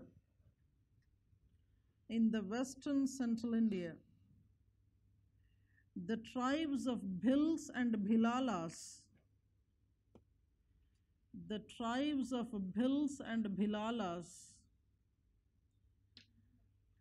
were pushed out of their lands during the 12th century by the Rajputs.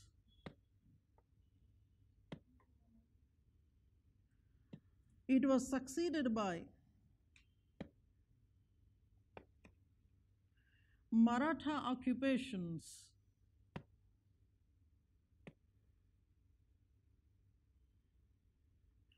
from 15th to 18th century,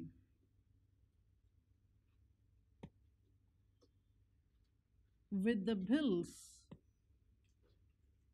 gradually pushed into ecologically backward regions. Secondly, slow and non-violent takeover.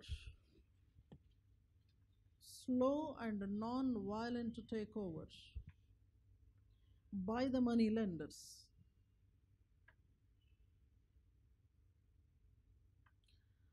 Moneylender represents the mainstream society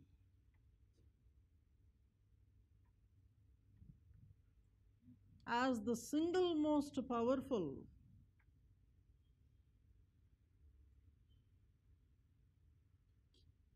exploiter at the individual level.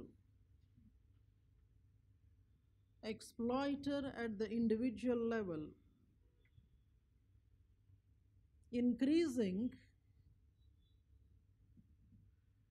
tribal indebtedness.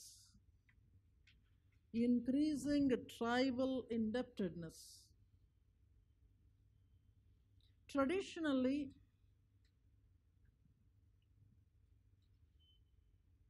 tribals are criticized for extravagant expenditure,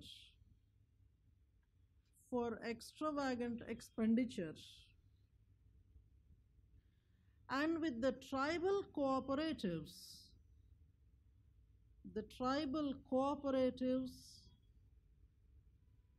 and government banks failing to provide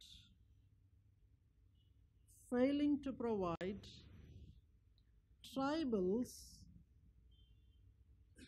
are attracted to the moneylenders, risking their lives. For example, in Madhya Pradesh, the Korwas, K-O-R-W-A, the Korwa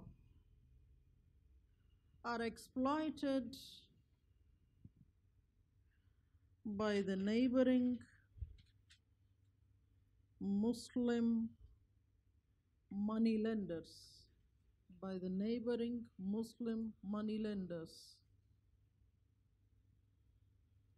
Traditionally, continue writing there, traditionally the Korwa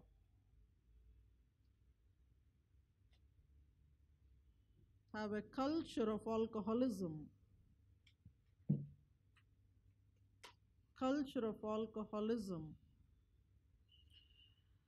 With the ban of brewing their own liquor,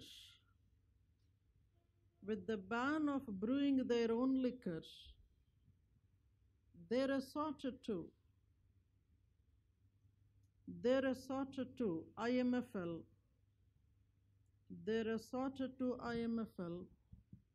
resulting in indebtedness. Thirdly, Indian made foreign liquor. Indian made foreign liquor. What is the other name? మీరు అసలు చిలిపి. మన brand ఏంటి? Sorry, మనది అంటే మీరు ఇంకో రకంగా అనుకోవచ్చు.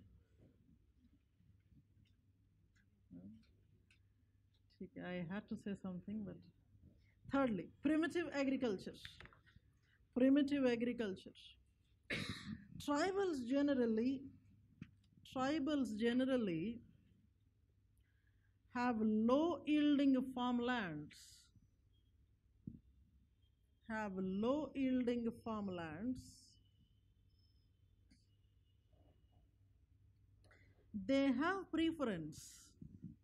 They have preference for low yielding coarse crops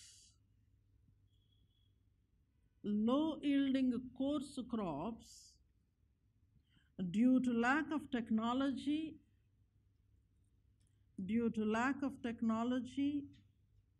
and market access. With low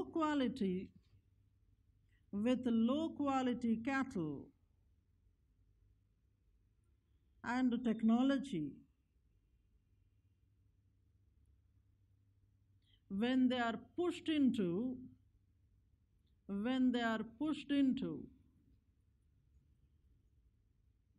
monoculture,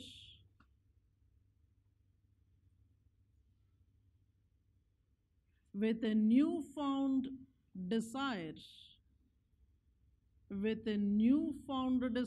to cultivate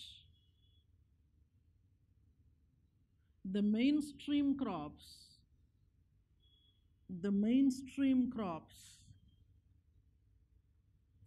they are pushed into expensive agriculture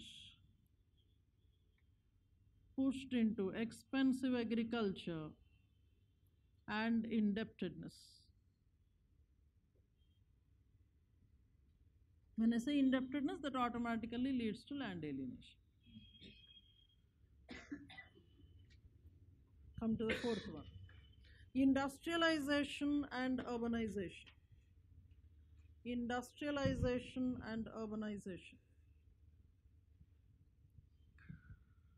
Several minor projects, large-scale dams,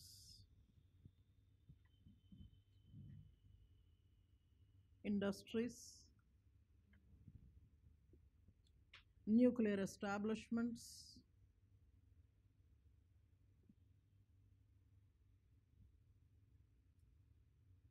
throughout independent Indian history,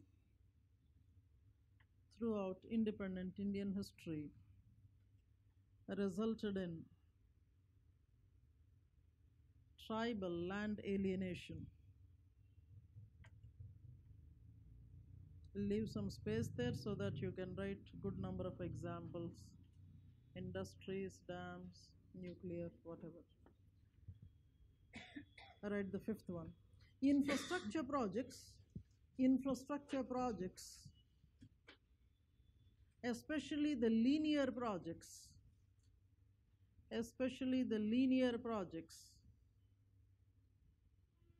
of roads and railways, though considered less harmful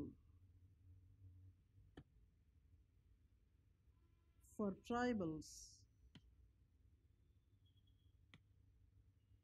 result in displacement, at the same time increasing access to mainstream society.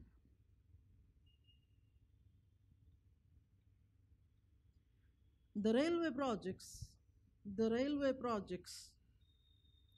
in the Rajmahal Hills,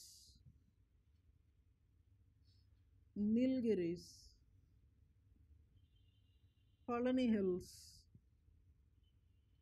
Palani Hills opened the tribals that were earlier isolated.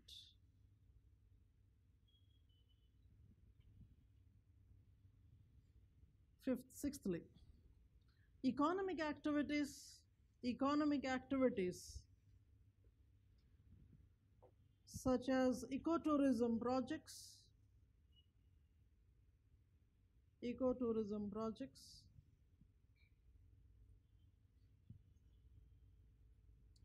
and environmental conservation measures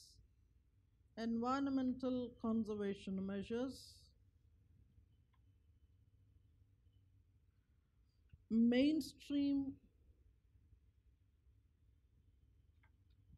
market economies,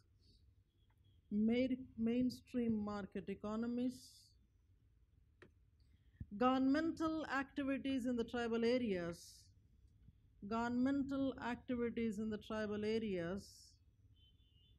resulting in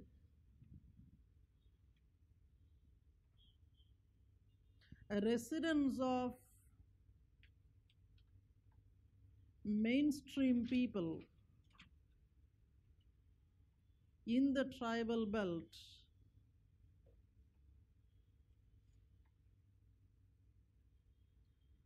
led to modern money transactions.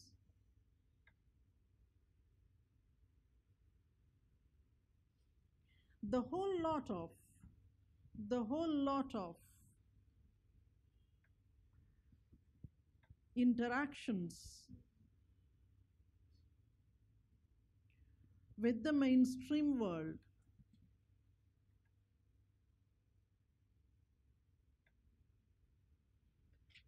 seem to have played a key role in the tribal deprivation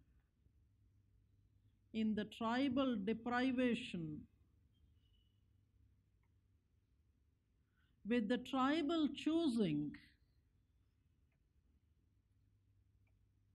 to give up his claims due to illiteracy.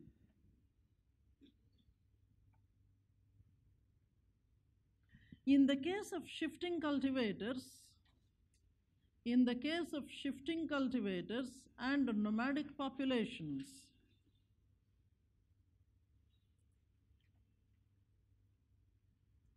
the existing legislations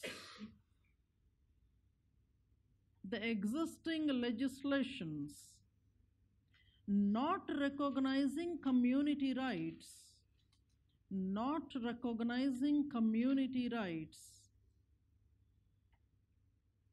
did the necessary damage. Hence, according to Devar Commission, the problem of land alienation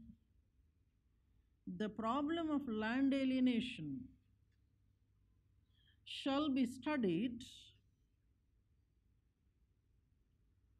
from three fronts. Number one, lack of proper legislations. Secondly, ignorance of tribals.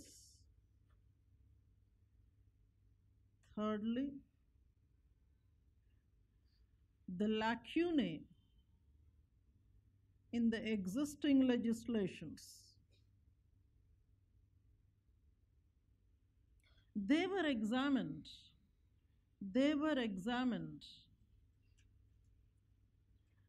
The initiatives such as land reforms,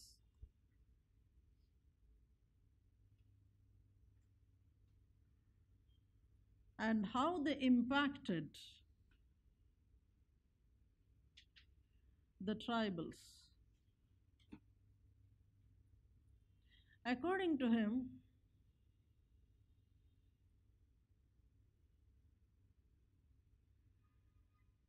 the tribal beneficiaries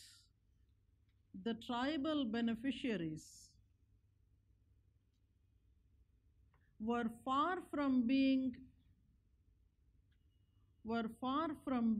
recognized for land distribution.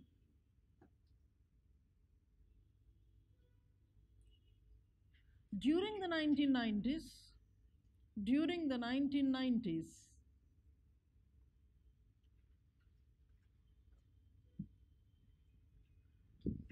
the writings by National Human Rights Commission referred to how the Dalits and tribals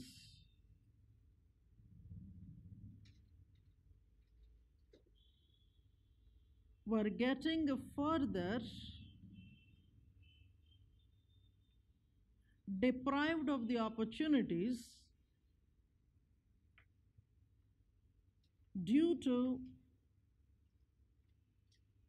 the incoming MNCs. Sir, try to prepare a note on this, you scribble somewhere. Impact of MNCs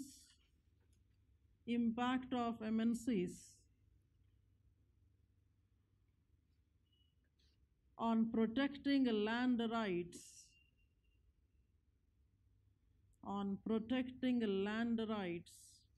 of scheduled castes and scheduled tribes.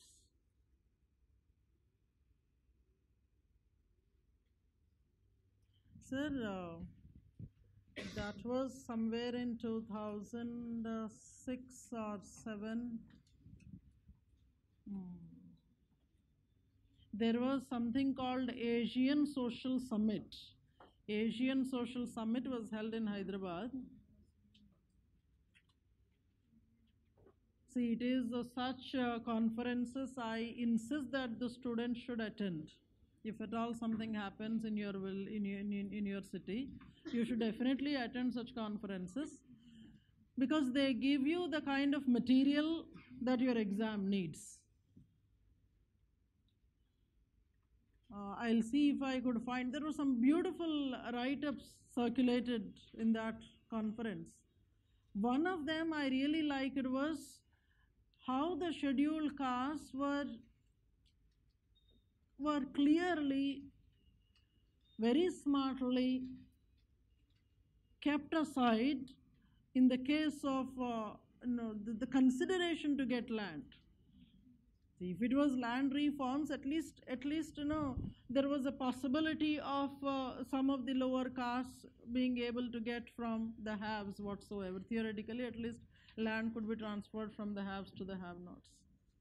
But when a big fellow is coming, an MNC is coming, the priorities altogether get altered, and you do not get figured out in the long list, at least towards the end.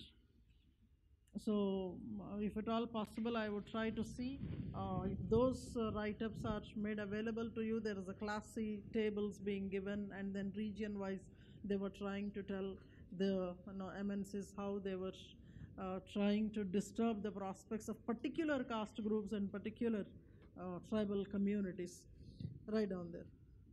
In some of the states, such as AP, Madhya Pradesh, and Rajasthan, tenancy acts, scheduled areas, and land transfer legislations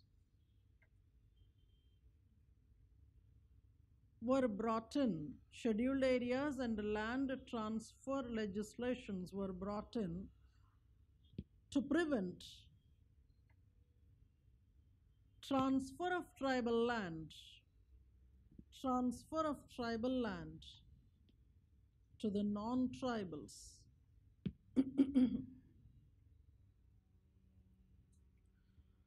The appointment of scheduled areas and Scheduled Tribes Commission 1961. Scheduled Areas and Scheduled Tribes Commission 1961 provided safeguards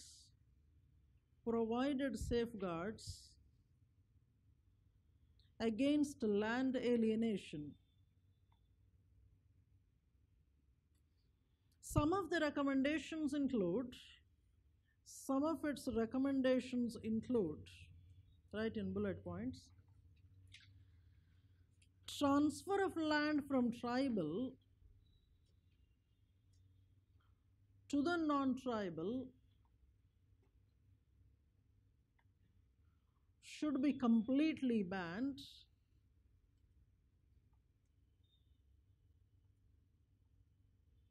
Secondly, the concerned district collectors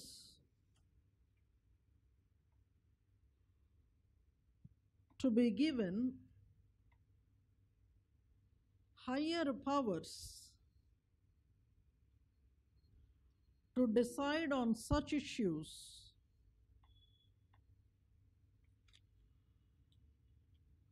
Thirdly, in the case of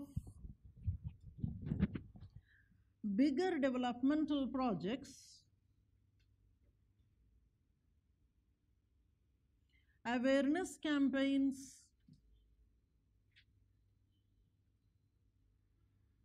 to be held,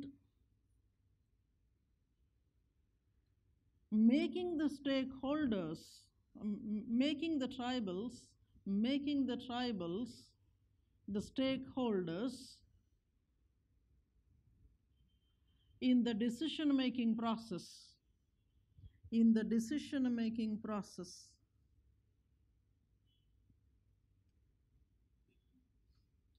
Right in the next paragraph. For B.D. Sharma,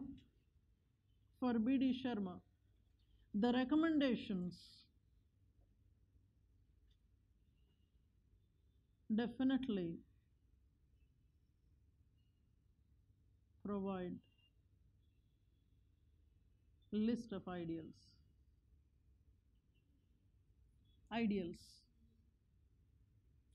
So that's where I am stopping. In your next class, if it is my class, if it is on Sunday or Monday, the topics that I should be talking about will be social change among tribals. ఇంకొక sentence అయితే అయిపోద్ది master, కొంచెం ఓపిక పట్టండి. Social change among tribals and tracing the evolution of tribal revolts. That is the second topic, tracing the evolution of tribal revolts. Thirdly, I will be talking about NGOs and their role in tribal development. Those are the three. Have a good time, and you can fill your planner. So one of them was the video that we have seen on the Jarawa. So one more you will be watching back home. Second one was culture contact and impact on tribals, industrialization, urbanization, land alienation.